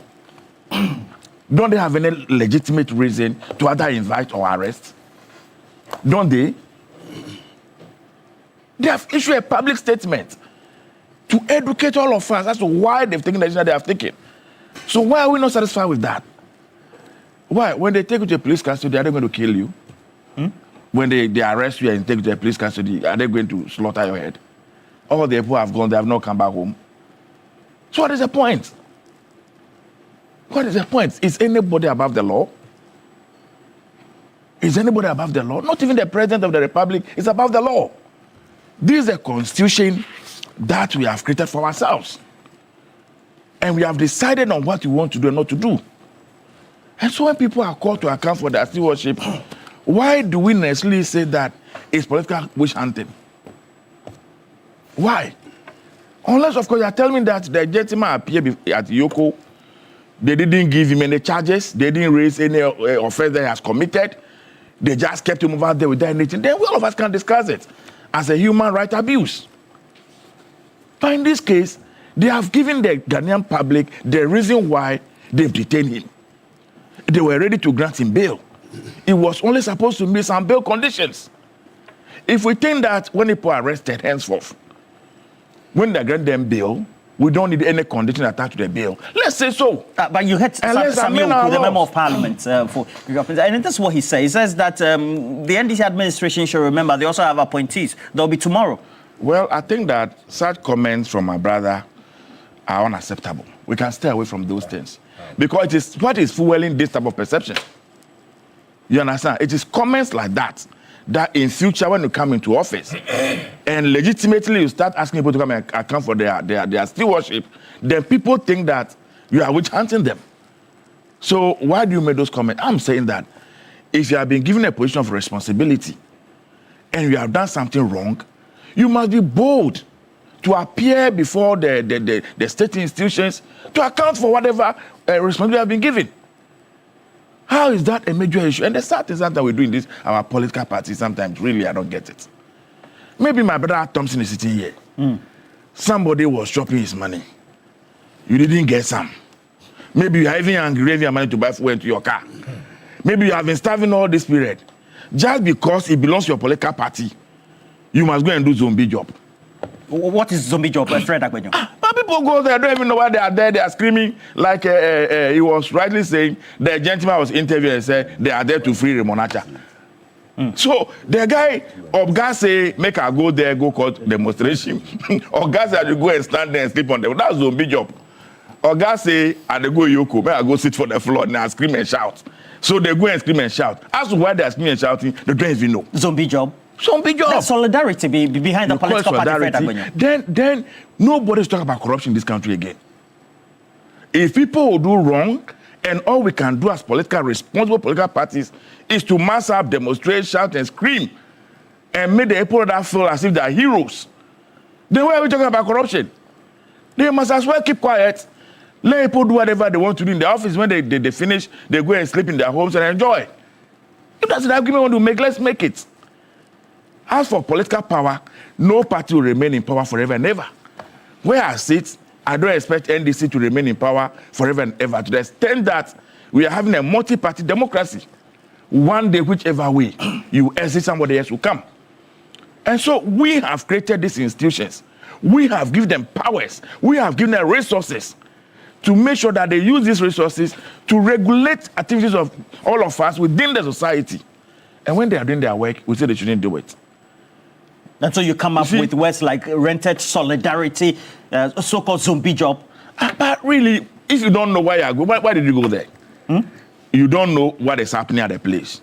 Somebody comes and put a car very close to your house, and they say, oh, they have arrested many people. Jump on board, let's go. Hey, it's your boy. Now, if you go there, anything happens to you, a strange rubber bullet hits you, who are you going to blame? Meanwhile, you the person going to, like I said, maybe the whole day, even one ball of cake you have not even had. And the person you say you are going to defend, hey, well, we are going to call now name to love Papa baby. What is your problem? Nobody, we see, we may have our past as a nation. We have experimented with military regimes, right? Some of the SSCs, some of the human rights abuses. Since the Fourth Republic, we are doing very well with our democracy. We try to uphold people's rights to a very large extent. And so, the fact that you have been invited, you've been arrested by any of these institutions, doesn't mean you are going to die.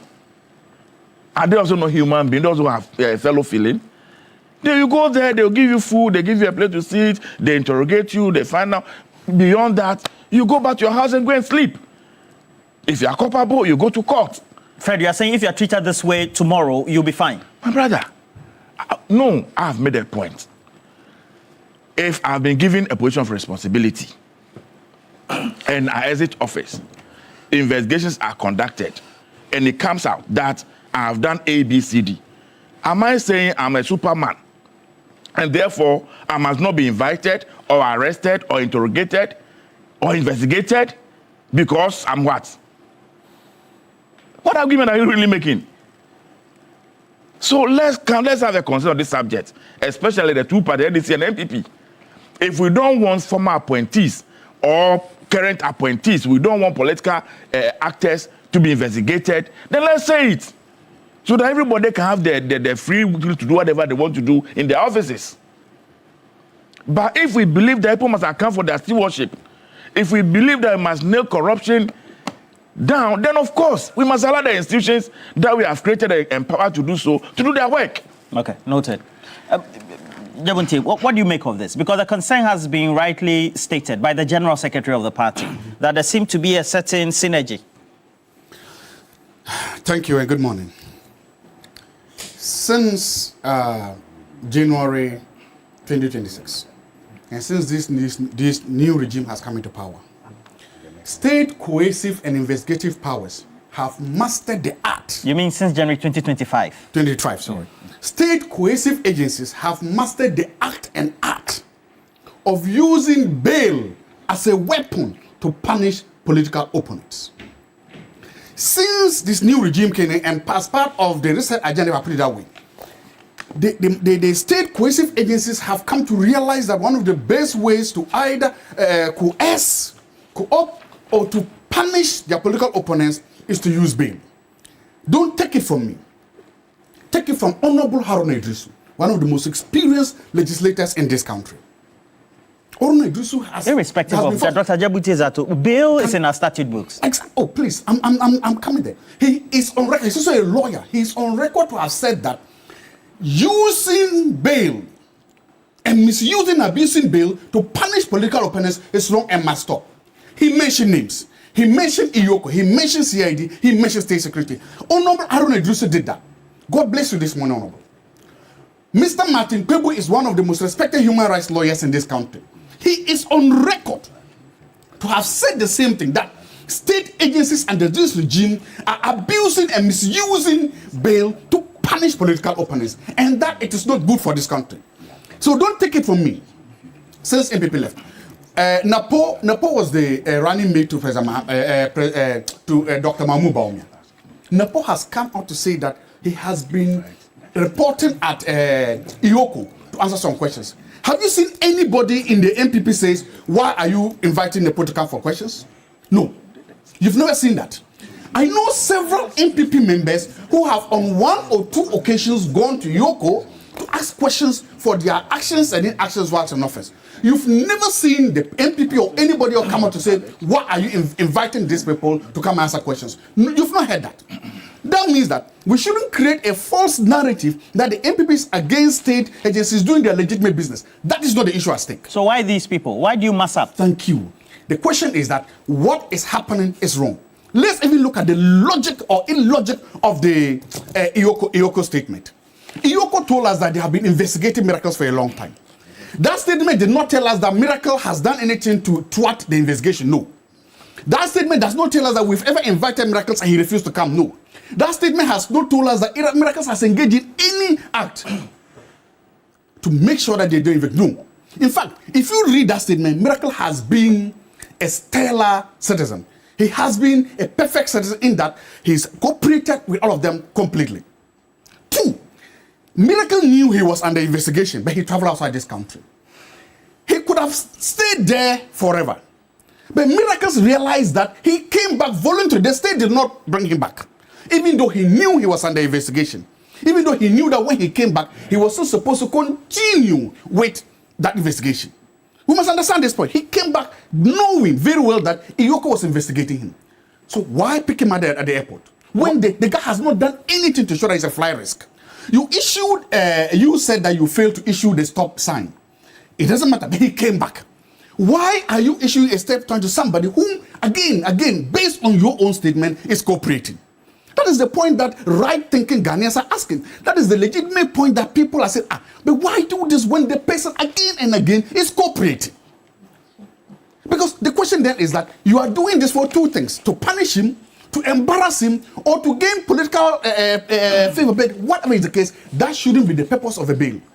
And so that is the point. We must understand it from those perspectives. Then you issue a statement and you throw in that there are 2 people that you have been investigating. One of them is paying back. Now, information available to me that the payback the guy is doing is probably from a surcharge by the Auditor General. That the Auditor General investigated the accounts and it's a surcharge. Now, if it's a surcharge, the man is paying back his surcharge. It means that the same Auditor General also investigated Miracles and has not asked him to pay back any surcharge. So to create this impression that it has come a loot that isn't paying back and that Miracles don't pay, it's not true, because again and again, Miracle has left. You've bailed him. Where are the charges? Because we live in the court of law. We live in a country where there's rule of law. If you really thought that Miracle has done something wrong, and you have been investigating him for how long, where are the charges? Why don't you take him to court? And so, when you say it, again, let's not create this false narrative. There's nobody. I am a big fan and a student of regime and post-regime accountability. I believe that any man or woman who raises his or her hand to take an office must one day know that he must be accountable.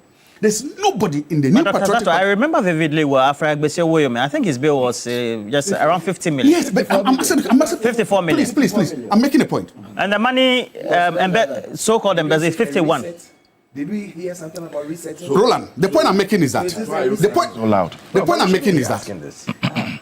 Whatever you make of that, the point also remains. What is the record of Iyoko so far since they've come? How many successful prosecutions have Iyoko done? How many people has Iyoko sent to court, successfully prosecuted them, and found them guilty or not guilty? My point is this. when you see Iyoko, when you use Iyoko as a backdoor to do these things, it doesn't bode well for the democracy we are trying to build. When people have that idea that you are doing this, it's not enough, especially again and again, when these men and women have demonstrated their commitment and their readiness to cooperate with you. For me, that's the clear point. If somebody is running away or has shown that, then you have a point. But my point is, don't punish people because you don't have the facts to go to court. Don't punish people because you think you have a weak case and that if you go to court, the court let them go. Don't punish people because you think that you want to prevent them from playing their political role, achieving their political objectives. That is just lazy. And so far, that approach is lazy, and that's not the best way to do this. And the reason why people are doing this is this. We all live in a democracy. You can respect people's fundamental human rights and still prosecute them for the crimes they've committed. It is possible. It is possible for you to say that I respect your rights and then your rights to bail, and that I can give you bail conditions that make it possible for you to still come. Because if it was only miracles, then we would have said no. But it's not only miracles. It's also Hanan. It's also other people. And the story the story has always been the same. All these people, they were arrested in such a grandiose style, in Rambo style. Their fundamental rights were abused, almost abused. The people have to cry out. And so far, we've seen the trial of Hanan almost unraveling. We've seen all these things. My point is, Mr. Iyoko, please, in the name of the democracy we are trying to build, in the name of the country we are trying to build, in the name of posterity, in the name of the rule of law and justice, please, please, please, can you stop these communist inferior tactics? Can you stop sitting and besmirching people's reputation? And if you have evidence, take it to court, make your case, then get it done. Because to do this is not nice. That's not how we build a country together. Okay, what's the word? Besmirchers. Besmirchers. Besmirch. But then it's over now. So no complaints. What is over? I mean, with all the concerns you raise about Iyoko and trooping and massing up individuals there, because Miracles has been released. So everything is over now. So that's your question. We just go through the status quo. Is that not the case? Your question. That's my question. Okay. You see, it's rather sad and unfortunate that a leader would use intimidation tactics. A leader will use gagging. A leader will use all sort of weird revolutionary style to let people stop criticizing his government. Because if one of your veins is doing something that is not right, and as a leader you can't come and condemn it and say that stop, it's hurting my government, then you are part of the blame.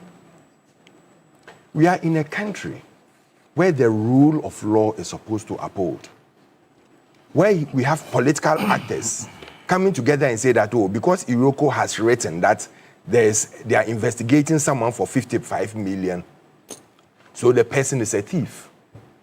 And these are political actors who walk around and call themselves that they are semi-gods in this country. What type of system are we running? When you go and say, they say, but you did some.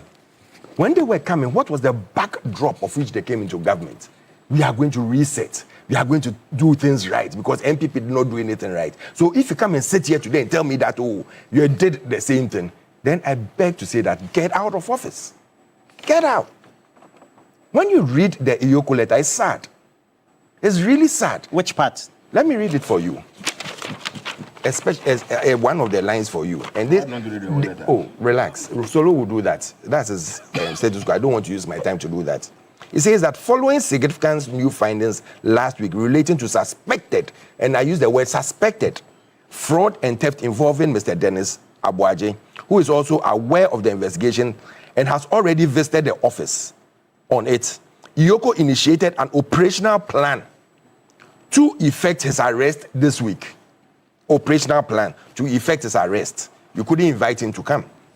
Then, as part of this process, Mr. Abuaje was placed on the stop order a week ago to prevent any sudden travel that could impede the investigations. So Iyoko is saying that he flouted due process. Relax. This is where common sense will prevail now.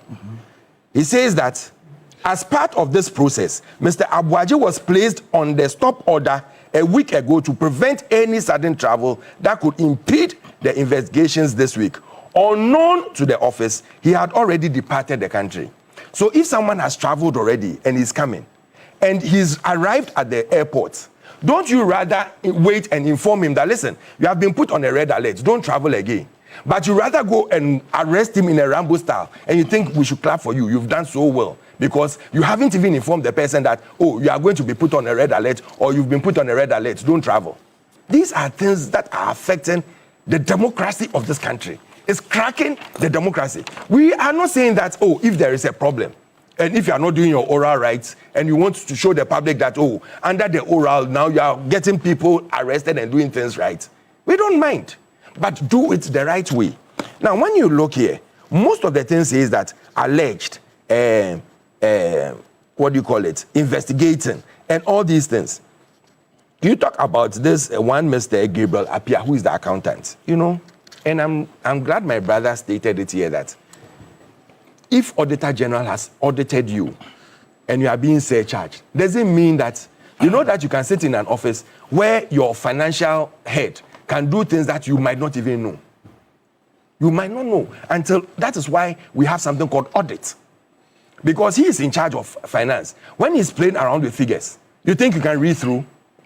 Until the audit is done, and the auditor comes out to state that A, B, C, D has been either misappropriated, has been transferred here, has been done this without due process. And that's why they will use the word due process. And that is why it wasn't Miracles who was surcharged. It was the accountant who was surcharged. Because they didn't see that he is involved in that. They saw the accountant being involved. So if you go and try and show to the public that, oh, he is a government official, he's speaking against the government, let's gag him, let's arrest him, and then you sober him. It will sober him. You think it is fair to Ghanaians. You think that's the objective of this? But what else? What else is the objective of all this? That, don't you realize that people who are very boisterous are those that are being arrested, are those that are being touched, are those that are being gagged? They always want to touch on the nerves of Ghanaians or of people that will criticize the government because they are afraid of criticisms. They are afraid for us to tell them that what you are doing is not right. It's not helping in building democracy. And when you go and say it, the only thing they'll tell you is that, oh, but in your time you did it. You did it, so what? You did it. That is why people were angry and said that you should leave office so that we get the so-called reset to come in. If the reset is going to be a revolutionary type of reset, then I don't think we've gone forward as a democracy. If the reset is going to be a kangaroo republic, then I don't think we've grown as a country. If the reset is going to be this type of Rambo style of arresting people, instead of inviting them, come with your lawyer, let us tell you what you've done. Let's get your statement. Let's look at the investigations and everything. Let's sit down and talk. And you can't do that, and you think this is a type of style that you should use to arrest Ghanaians, it will get to your time. Yeah. Time is just transient. Yeah, time is just transient. Thank you, Alfred Thompson. He's going for the position of treasurer, too, in the national elections. But as it is, at least, we need cool heads to prevail. There's the belief among the MPP, there's witch hunting, Rambo style. He uses the word revolutionary. So it's arrest. In his mind, it's a replication of the period of military rule, etc., in a constitutional democracy. He seemed to also say the president should call his people to order. But we also know that within the same constitution that we have, institutions are supposed to be working independently with appointed authority. Is that not it? So if you were in China or Singapore, I can tell you without any shred of equivocation that Jabunje Zato and Alfred Thompson would have been rounded up after this morning's program. China, Singapore? China, Singapore. Because clearly they have shown, they have proven to me that indeed politics and public positions will not be part of their portion.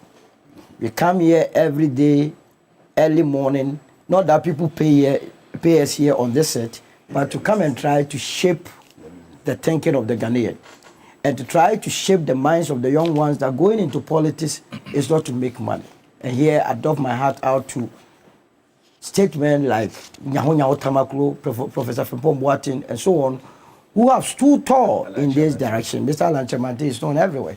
I don't want to state the obvious. You see, in 2012, there has been two former Greater Accra regional ministers who have made profound statements. 2012? and one is becoming a prophet. And I will show you why. Under the NPP had a regional minister called Sheikh I.C. Kwe. You remember him? The money is big, oh. The money is big. Fantastic. Oh, Roland, you asked for your memory. Where did you school? You are too brilliant. He made a certain statement at Manche Agbona, and I was there as an NPP member. That was when the word stealers came into our lexicon.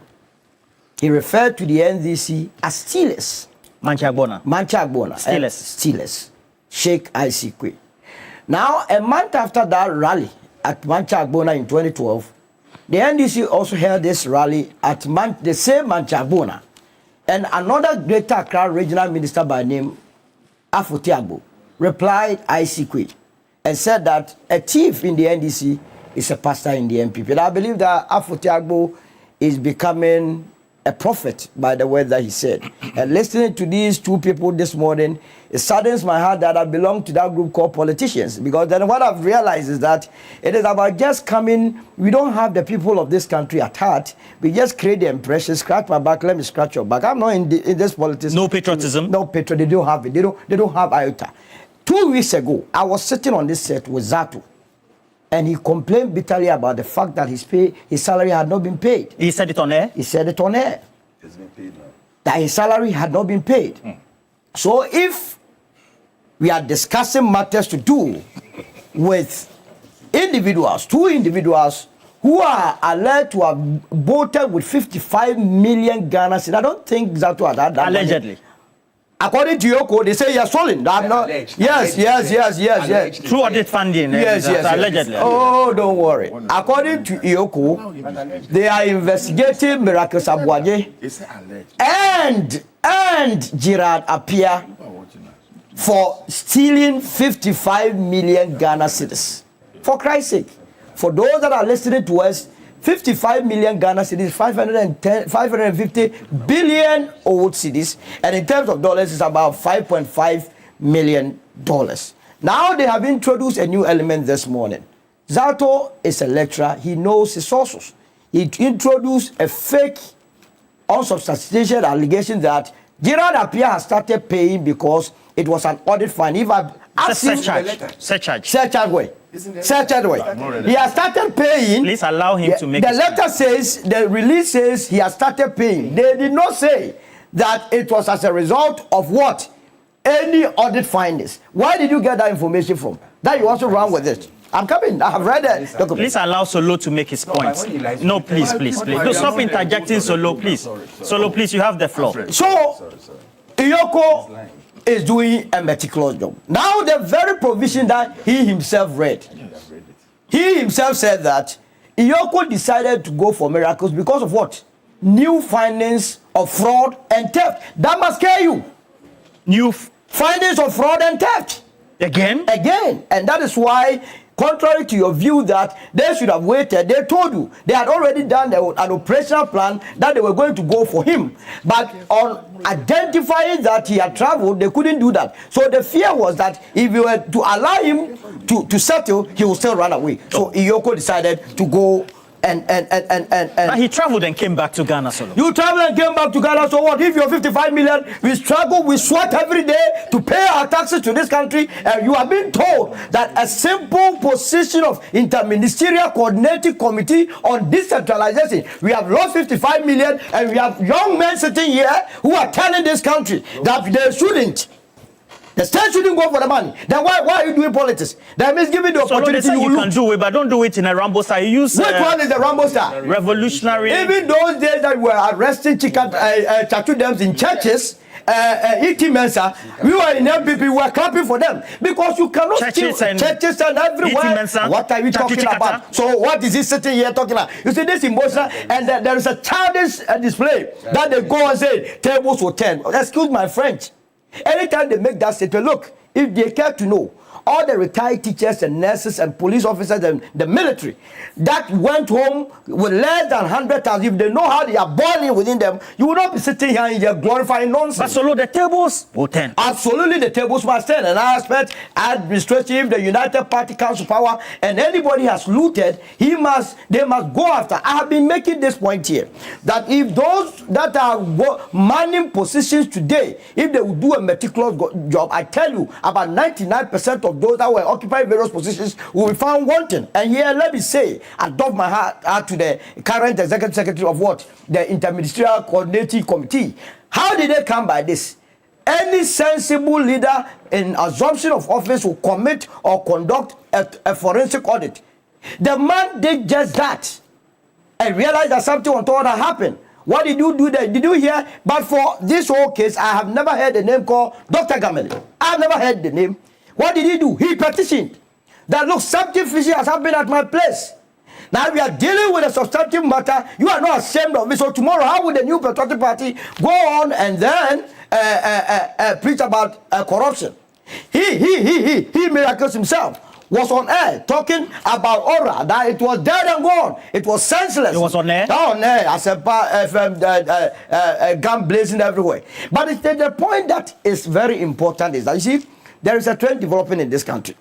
There are a lot of young men who are and women who are wishing to enter into the business called politics. I have taken my time to be interviewing them to know whether or not indeed they think about the country and think of service. As in, what's their intent? All the intent, about 99%, is that they feel that it's a safe haven to loot the state. And that is why I'm very serious about it. Enterprise? Go to the Yoko there. When they arrested Asibe, what were we told? About 2.4 billion together with Gifto Warren. These people, when the allegations of money is taller than their heights.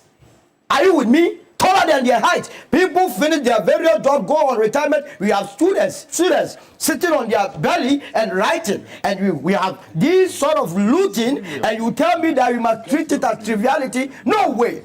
But I don't blame the ones that they took to Yoko. Because they themselves didn't know the person that they were going for. They had been rented. I heard one of the Okada guys say that he had been promised 150 Ghana cedis, and even in opposition, the amount of money that is with them, that is how they can be doing that. I heard a young lady also say that she was there because her madam had been arrested. So it means that those that went there are fake people that they don't know what was happening. But I want to admonish Raymond Archer that he must not be perturbed. He must not fear. We are on this earth to serve. He's been criticized though for the way he's... It is about those that have stolen. Anytime you hear people go after Raymond Archer, it means they know that he's coming after them. I have never seen any guy who is doing a meticulous job. And so we must give him all the support. If the naysayers are not going to give Raymond Archer support, some of us will stand for him. Because then, what is the point in talking about corruption? Raymond Archer is doing a beautiful job. And because he's doing that, those that are not comfortable are calling for a head. I heard the General Secretary of the MPP grant an interview and say that it is because Miracles has been outspoken and that John Mahama wants to go for a third term. The reason why Miracles has been arrested. Hey, so the whole entire MPP is only Miracles that is vociferous. That means all of you, this morning you are wasting your time here. We must not allow that. I tell you that this country, only lifestyle audit would deal with all this nonsense in the system. I want it here. Well, my name was mentioned by Sir No, it's not. It's not matter. So you should mention my name. No, but now that the gentleman is out, Dennis Miracles Abuaje, we also need to make sure there's a certain truth and also listen to the side of the MPPs, are not it? You see, Ro, I'm surprised about just the 3 minutes position. on this, so that's that we fine. can do But the position that my brothers took on this issue, where the two of you are sitting now, you are not close with all the facts that Yoko is investigating. But just because Miracle is your party member, look at the stance you have taken. So tomorrow when the bare facts are put before you, what are you going to say? What are you going to say? Arresting of people is part of the security operations. They can choose to arrest, they can choose to invite, they can choose to do whatever way. I am not, personally, a fan of what today we describe as Rambo-style approach. Me, I am not a fan of it. Because I believe I can still achieve the same result without necessarily making the fanfare. That is my position on some of these issues. But it doesn't stop them. Where they sit, information that they have, I don't have the same information. And why they will choose a particular mode or approach or system, why do we stop them? You understand? And anytime, we need to be very, very careful. Alfred and Zato, we need to be very careful. This is what we are doing. How do you come on this platform and say that because Miracle communicates for the MPP, that is why they have arrested him to gag him? So for the Agbajo communicates for NDC, so I can hide behind that communication and commit a crime against the state. And because I communicate for the party, nobody must touch me. It's an allegation. Yes, I'm of course an allegation. Nobody must touch me. That's what you are saying. Is that what you are saying? You see, when we say it, he said that because we promised a reset, we shouldn't make reference to the things that did in the past. I deliberately decided not to go there. Your track record. Since when has this issue become a problem for you? Please, you don't determine what a reset is. Since when has this thing become a problem for you? The way and the manner you arrest people in this country. The venerable Chachikata like a reference. In church on Sunday. The things you have done in this country, you have forgotten so soon. Today you are crying. He's saying that you are crying and screaming. You said they were bad, you shouldn't repeat them. What really is bad? He said they are using bills as a punishment. I said earlier, if you think that when people are arrested, they don't need any bail before they are released to go, let's say it. Because it's not the first time people have been asked to come with surety, to come with whatever it is before they are released. So when has it become a problem? Because it's MPP that's opposition today, things must be done differently.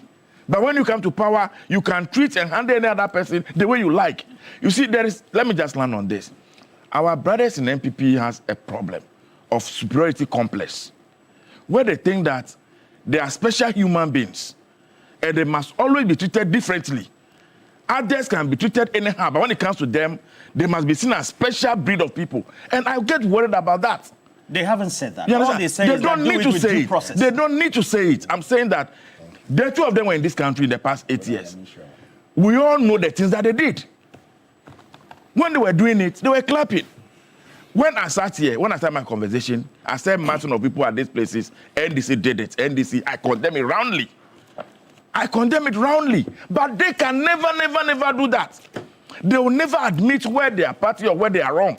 They will justify and protect their people because it's them. Miracle is my friend, all of us. We meet in the media circles. Why will I be happy that anybody has arrested him really? But is it because he's a friend or because I know you meet in the media? If he commits a crime, the law must not take its own course? Is that the argument you are making? And as I said, you don't even have all the facts. You don't even know why they even picked Miracle up. You are here defending him. Tomorrow when the father put you for what you say, you remove your hat and bow your head now in shame.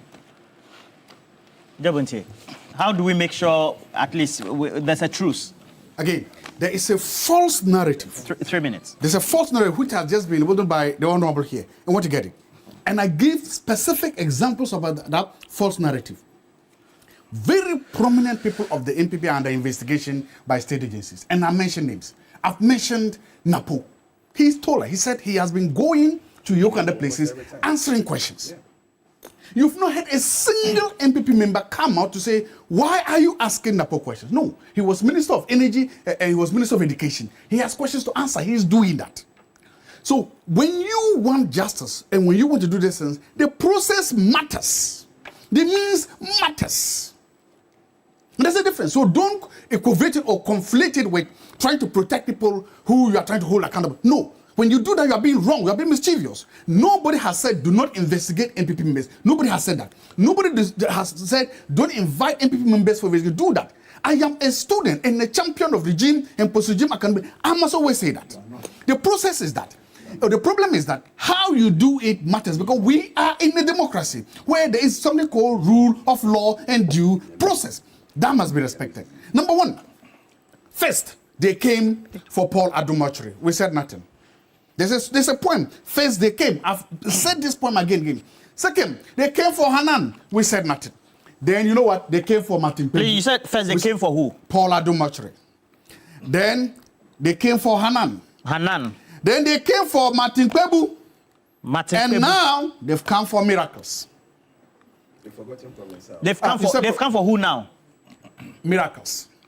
But what is wrong with the way they came for them? Thank you. My problem is that because you say you're a student of regime and post-regime accountability. Regime and post-regime accountability. Yet you have a problem with exacting. Did you see how they picked up Martin Kpebu?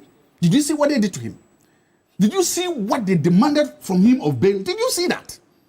Did you see what they demanded of that gentleman? Where is he going? How is he escaping? Did Martin Kpebu tell you to cite him among the... He doesn't need to tell me. That is in public knowledge. He doesn't need to tell me. It's something that's in public knowledge. Did you see how they treated that young man under the reset regime? He's a student of oral. Did you know what they put him through?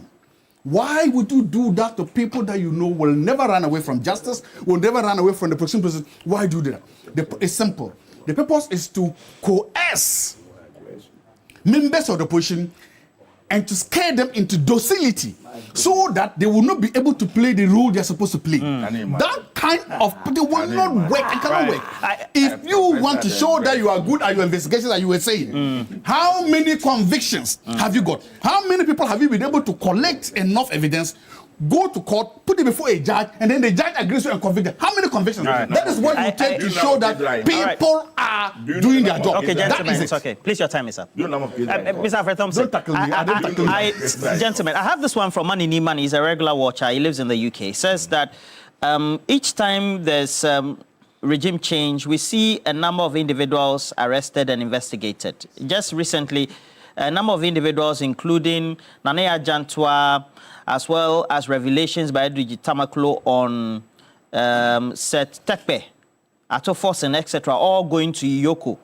No NDC members and CPP members trooped or massed up at Yoko.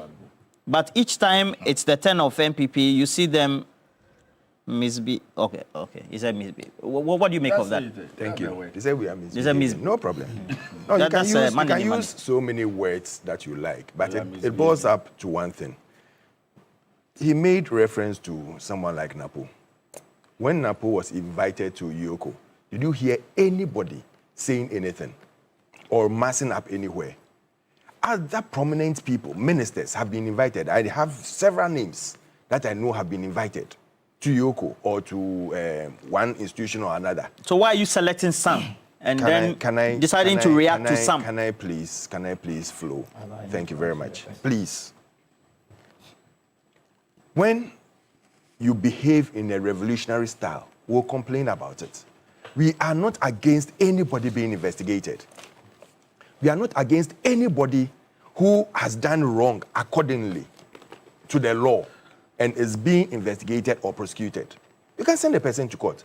If we have to go to court to support the person, we'll go there. But where people's names are being tainted and people are being treated as criminals, it's sad. Can you imagine, Roland, you sitting here, I'm coming to read something. You sitting here, and all of a sudden, you see operatives coming straight to you, arresting you and sending you to either BNI or Yoko, that you're under investigations. How would you feel? How would your wife feel? How would your children feel? This is someone who has traveled out of the country, unknowingly that they have put a red alert on him. He is coming, the wife is coming to meet you at the airport with your kids. They've done dinner for you. You are going to sit down and eat together. Celebrate. Oh, my husband has come back home. Let's all eat as a family. Then you get home, then your children will be asking you that, oh, where is daddy? Where is daddy? What is the wife going to tell them? Put yourself in that human condition. This is not someone you have even invited and he's run away. This is not someone who he feels that he wants to run out of the country. He traveled out of the country and he's returning without knowing that you needed him to come and answer on certain things. And look at what they've written. And I'll read the whole letter because of what Solo is doing. No. It's only 3 minutes. It's a very short letter. Just 1 minute. The second bite is just 3 minutes. 1 minute. You've already spent 2.5 minutes. So half minute can read it. It says, the press statement, arrest of Dennis Abuajo. Let's go. Yoko wishes to inform the general public that it has arrested Dennis Edward Abuajo, former executive secretary of IMCCOD, that is Interministerial Coordinating Committee on Decentralization, in connection with ongoing investigations into alleged financial and procurement-related irregularities at the Secretariat. The arrest follows intensive investigations commenced by IOCO after receiving a petition from the current Executive Secretary of IMCCOD requesting further investigations into a forensic audit conducted into the affairs of the Secretariat covering the period 1st August 2022 to 2nd February 2025. The investigations, which commenced last year following an initial forensic audit and the subsequent petition, concerned the suspected misappropriation, misapplication, diversion and theft of public funds amounting to 55 million. And it says that this is alleged. The former The former Executive Secretary of IMCCOD, Mr. Dennis Abuaje, aka Miracles, the former accountant of IMMCD, Mr. Gerard Appiah, and others are under investigation for suspected offenses, including conspiracy to steal and stealing, using public funds for profit, causing financial loss to the state, disapplication of public funds. Charges. Yes, they are serious charges, and that is why I'm saying that such serious charges. In the criminal offences act, they are serious charges, but they are all saying it's alleged. Of course, at this point they are alleged. It's only a court that can say that otherwise. is why it is right. So what's the problem? Can I? You see, when you were flowing online, but you all said I should read this. Who said it? Your time defrauding by false pretense, money laundering, other suspected offenses. Yoko knows that Gerard Appiah has voluntarily begun. If you didn't want to read it, why did you bring it? Voluntarily refunded, began refunding Let's not get there. the return of the loot, and they put into this thing. Yoko notes that Gerard Appiah has voluntarily begun refunding, and into brackets they put returning of the loot. This is an Yoko letter, returning of the loot of funds connected to the crime under investigation. These recoveries do not and by themselves conclude the investigation process. Neither does it absolve any suspect of any crime. Following the investigations, new findings, that is what I read earlier. Following the investigations, new findings last week related to suspected fraud. Significant new findings. You are using new words. Yes. Can I go on? Yeah, go on. Thank you. Can you please shut off their mics? Following significant new findings last week related to suspected new findings. Please stop interjecting. No, we want the general public to know what is going on. Okay. Following significant new findings last week related to suspected fraud and theft involving Mr. Dennis Abuaje, who is already aware of the investigations and has already visited the office on it, Yoko initiated an operational plan to effect his arrest last week. That time he was in the country. They initiated an operational plan to go and arrest him. As part of the process, Mr. Abuaje was placed on the stop order a week ago to prevent any sudden travel that could impede the investigation this week. Unknown to the office, he had already departed the country, but he didn't run away. He was coming back when he was arrested. Upon his arrival at the Kotka International Airport on Saturday night, officers of the Ghana Immigration Service executed a stop order and handed Mr. Abuaje over to Yoko on Sunday morning. He subsequently accompanied investigators on a search on Sunday, which is expected to continue today. Now, if you've placed a stop order from traveling out and the person is coming in, is the stop order affecting the person coming in?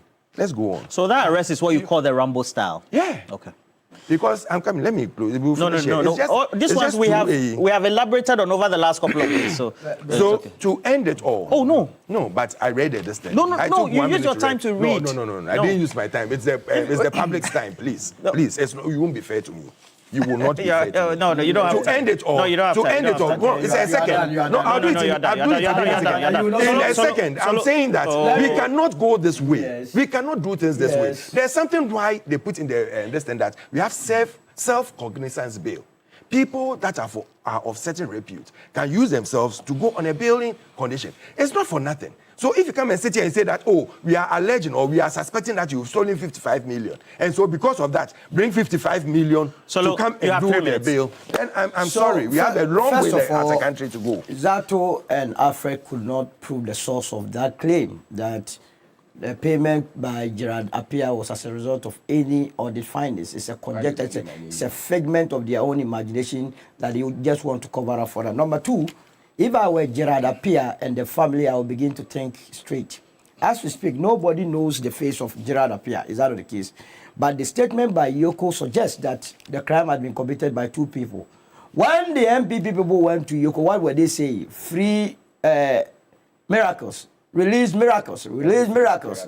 And then they decided to hide the name of Gerard Appiah. It was the same reason that led Edward Ekwoku, you know, the Akota mining guy, the manager, to be... He said they master for... Yes. Chamamun to be, and they left him, for him. Yes. So he decided to be a prosecution witness for the state. So what's your advice? I want to admonish Gerard Appiah and the family. In fact, the family to advise Gerard Appiah very well, so that he serves as a prosecution witness. We cannot be in a country where a lot of the people are wallowing in abject poverty and few young men come into politics and few years, 2 years, they begin to do miracles under the sun. No, it's not going to happen.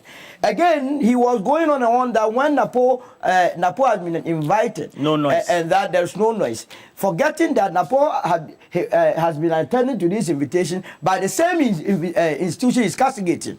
Were you the one that advised Yoko to be inviting Napo rather than arresting? So they know what they are doing. By the way, if he cares to know, and if they care to know, the constitution that you operate with, Article 14, 1G, let me read for all of us as politicians and every Ghanaian to understand. 14.1, it says, upon reasonable suspicion of having committed or being about to commit a criminal offense under the laws of Ghana, the security agencies can curtail your liberties. What it means is that if the security agencies views my actions and inactions as something that could lead to crime, they have every right to come and arrest me. Okay. Now again, the idea of extending invitations to people who are being investigated for criminal offenses is out of courtesy.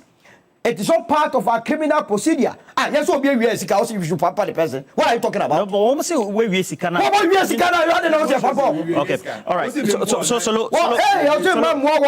Somebody's paying. Somebody's paying back. It's help in making sure that they are let's comment on this quickly so that I use them as the last one, then we'll go. The subject matter of how expensive it is to elect. You know, the internal elections. Fred will have to go, and so Fred will have to make sure that from branch to the constituency level, his people are there. You know, Oketiche, because his people are not in there. So, but the point so it's becoming expensive. It has a linkage to the levels of corruption that we are seeing. Go to the national service. Go and look at the period that Yoko claims that the amount of almost 2 billion were dissipated. It was during the internal elections of the MPP. All these people were very close associates of the then flag bearer of the MPP, Dr. Mahmoud Bawumia.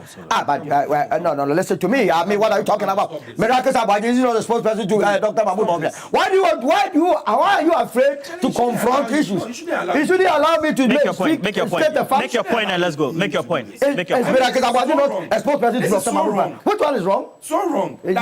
So you are saying that there's a correlation between embezzlement in public service and how expensive our politics is. The reason why Dr. Nyaho Tamaklo, Professor Frempong Boate, and Dr. Christina Mwakunyama have decided to go to the Supreme Court and seek some levels of breakage. And I dump my heart out to them that as a statement, adult people who have observed our political terrain and those where we are going going into abyss. I mean, this politics that we are doing, it will not survive. It's not sustainable. Where a young man that wants to contest a communication officer of a constituency gave me a budget, and I look at the budget and say I should come and help him. First of all, I asked him, why must I help? He said, 65,000. I said, a mere constituency communication officer, you want to go and spend 65,000? That's the budget he gave to you. Gave to me. You don't know the budget he gave to Fred or anybody. I don't know. You understand? It is the reason why we have been advocating. Growing up, when we joined the MPP, when I was in the MPP, we didn't know. When did you join the MPP? I was born into it. You understand? You were born. I was born into the MPP. And I was there when TESCOM was established. Our motto was that commitment without inducement. Because of when the young men wanted to steal from the public office, they said, oh, commitment with little inducement. Little inducement, see the millions are coming out.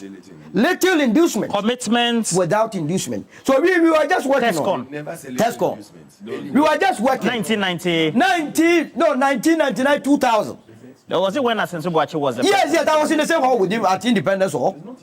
I was there when commitment without inducement. Now the young ones can say commitment with little inducement. You see the millions that is going away. It's the reason why they are flag bearership election. Remember, flag bearership election. How much were they pay? They asked each aspirant to come and pay 47 billion.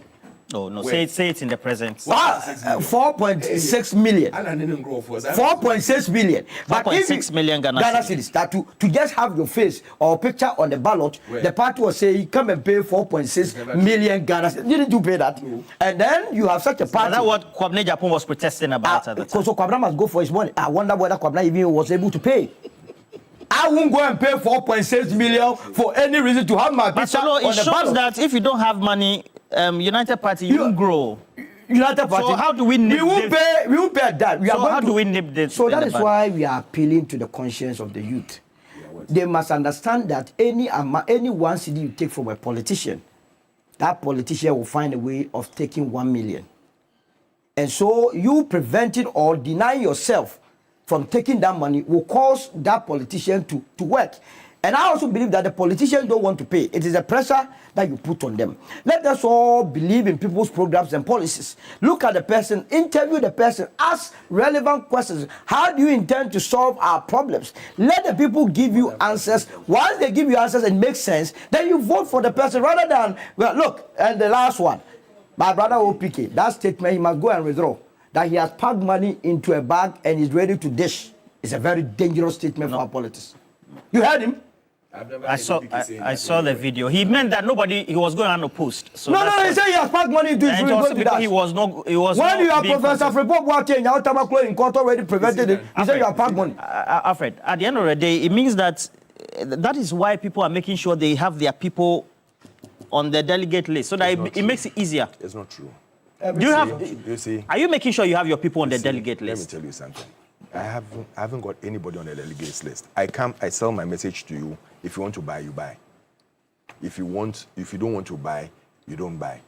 In the midst of hearing about politics of money was when we went to Legon and Alan Chairman brought cash there and disputed and they called Alan Cash. And they called Alan Cash. It's never true. Allah has never said that. It's never true. When they were calling Alan Cash, where did Alan Cash come from? Where did Alan Cash come from? He was there long before that. Oh, please. Let's be frank about this. But it's very true. What I'm saying is very true. I don't know. It was on Legon. No, it was on Legon Capital. No, it's okay, gentlemen, please. I always say that as I am always proud of Alan. No, it's okay. And we will be proud of him because he shared money. No. His people shared money. We included in sharing money at level.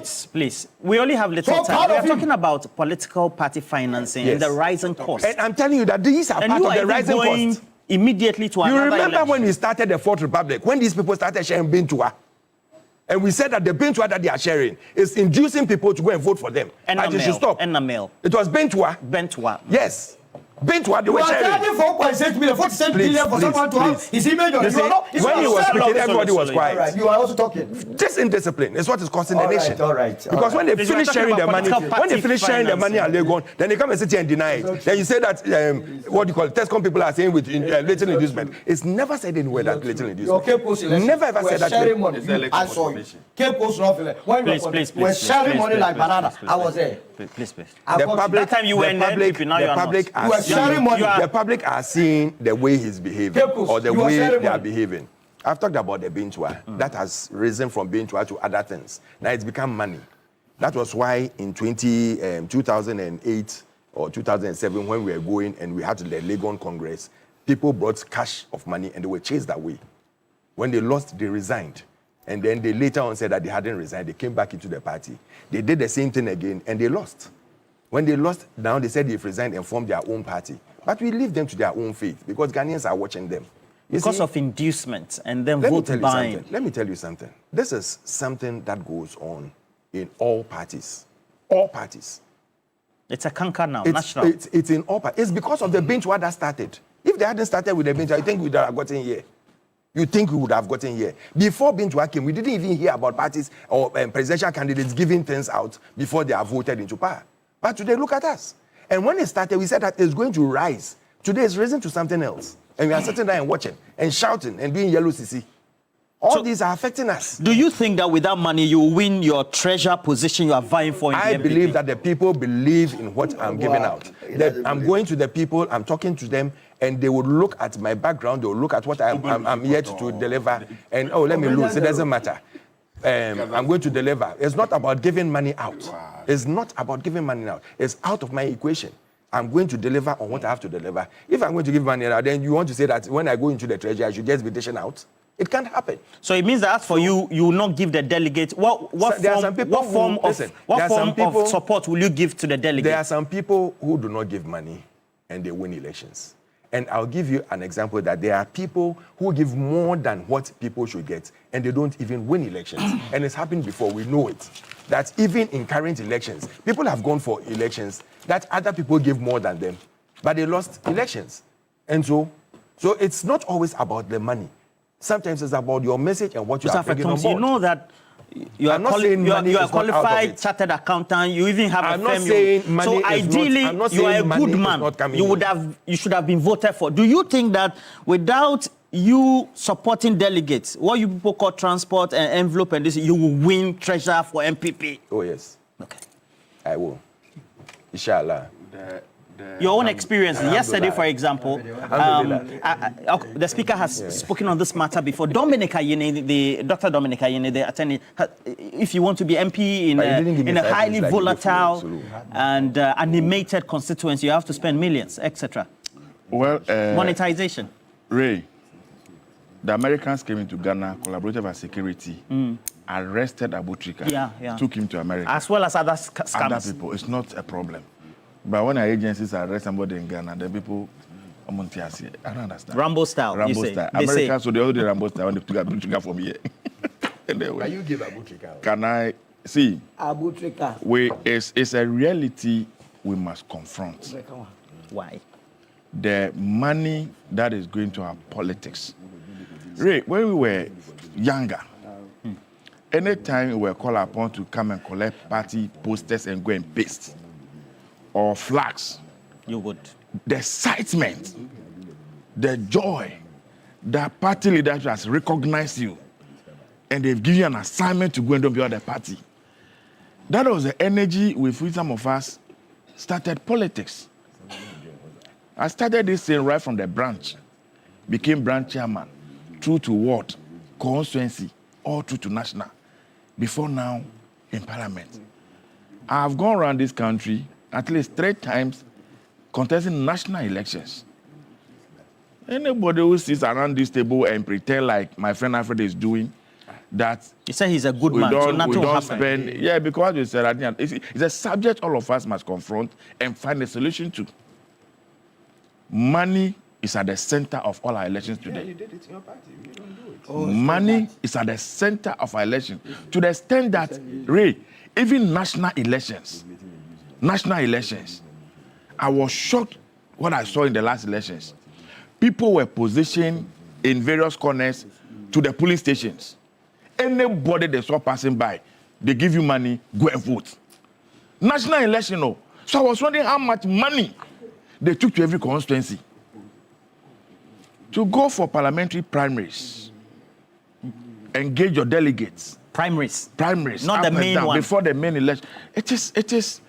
It is a major issue. If I want to go for example, how much would I need? Ray, I am unable to put the point. You are unable to put regard to it. And the sad thing is that if we don't take time, very soon, every politician will become very unpopular. Even as an MP, after 1 term, 2 terms, because you simply cannot meet the expectations. That's why you can't force a 3rd term. You simply cannot meet the expectations. Sometimes you ask yourself, how much is your salary? And you look at the expectation. If you open your phone, and sometimes people make it look as though they are the only people who are asking. Everybody else. Everybody's asking. Everybody else is asking. And so, how do you survive in that system? You won't survive it. And when you put all these monies together, this amount that in some cases can build a school, can build a hospital, can provide water, but you have given it to individuals. And some will collect, they'll not even let others know, they'll be quiet. When they gang up and they're insulting you, they'll also be part of those who insult you. And call. It's a major subject that we need to sit around the table and have a conversation about. Because what we are getting to, it means that, Ray, if you don't have money, maybe forget about this enterprise. Yes, whatever your ideas, how brilliant you are, because it is becoming something else. And we need to have a conversation around a subject. Is it about community development or it's about individual pockets? Where are we? When you get money and take the money to your place, are you to go use the money to do development for the people? Or you should go and share the money to individuals and come back? And the same people will come back tomorrow and tell you, oh, we haven't seen a school building here. Oh, the road is not good. I don't know. So if the right honorable speaker spoke about this subject, he's a veteran in the Fourth Republic. He's contested almost all the elections. The current Attorney General is an MP himself. He's gone through several elections. I'm told some people are in court. Some, Dr. Nyao, the rest are in court. They are all politicians. And it's a reality that money has taken a center stage. And we need to find a way out of it. Otherwise, I don't know where this country is going, really. Otherwise, we'll say one day, some drug dealer somewhere can come and take Alfred. Okay? Are you listening, Ray? Yes. A drug dealer can come and say, Alfred, you are very intelligent, you are a tall, smart man. I want to make you Minister of Finance. I'll give you all the money, go and win. Yes. I want to make you a president. I'll give you the money, go and win. Okay. And when they come, then they now control the whole system behind the scene. Okay. So it's something we need to really pay attention to. And you've been in the space. So as we're talking now, somebody has sent me. He's contesting for, is it communication or something? And his budget is 220,000 for the primaries. Look at that. For the internal election. Primaries. Yeah, internal. No, this communication for a constituency. Jay, even SRC elections on campus. Regional communications. 200 and something. And then he also has some, and he hasn't added his miscellaneous. The person sent it to you. Ray, go and check even SRC. Someone sent you that? Look for a farm, land and farm. SRC elections on campuses. Go and check the budget. Even these is our TAIN and TESCOM elections. There should be a TAIN president at Lagos. Now, when they call and they bring the budgets for even TAIN elections, we say, what is this? When we did election, we didn't spend any money. Those days. Can I talk some? Talk some. What are you going to say? Your experience. Because you went for Sisala East. Roland. How was it? Roland. You didn't have money, so you lost? Roland, democracy is expensive. But it is the best form of government we have in the world anyway. That is your response. Democracy has raised more people, lifted more people out of poverty into prosperity than any other regime or philosophy in the world. Not in Ghana. Democracy has protected more human rights than any other government. So whatever we do, I heard the Speaker of Parliament saying that there is democratic backsliding.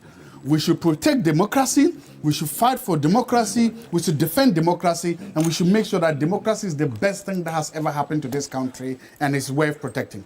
That is the first point I just want to make. Yeah, it is. Secondly, that we spend so much money in democracy is not a Ghana alone problem.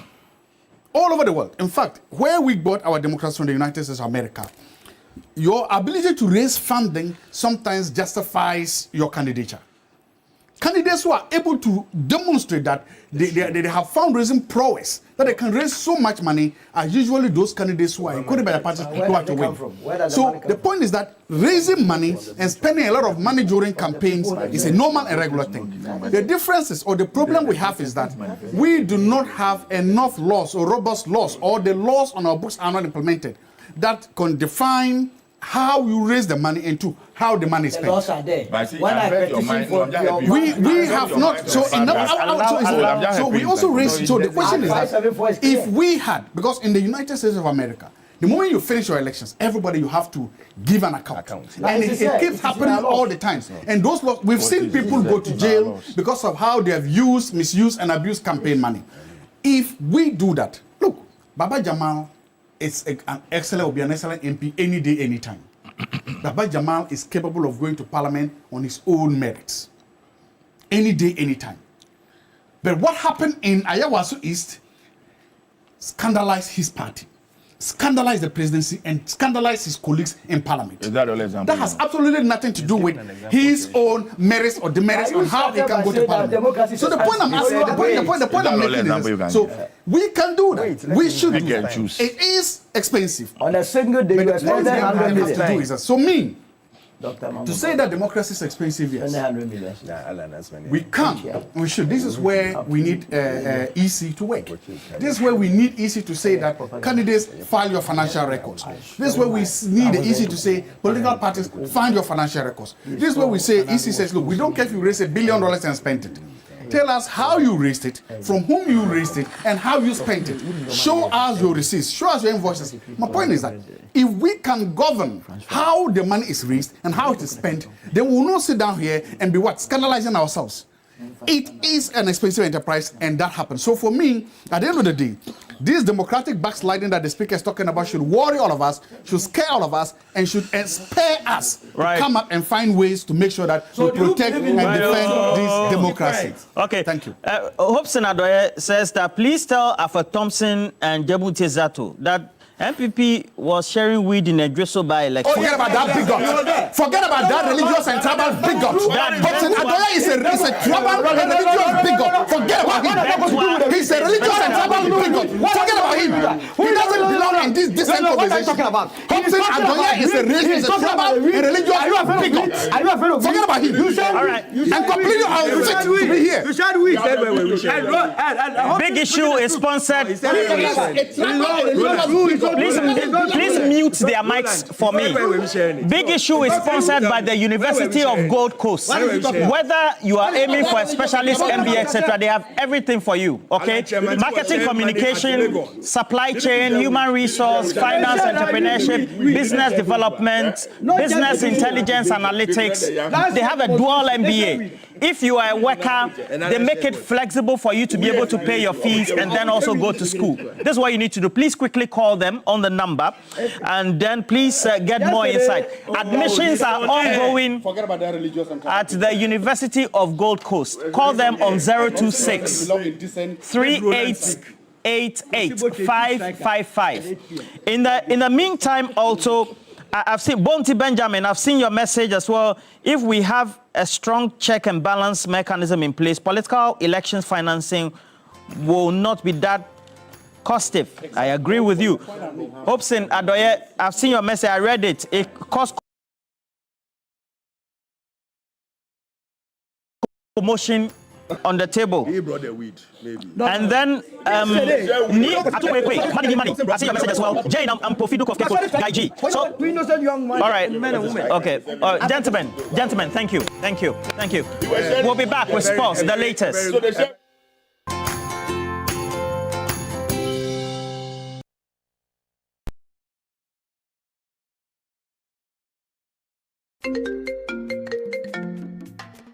Hello, my name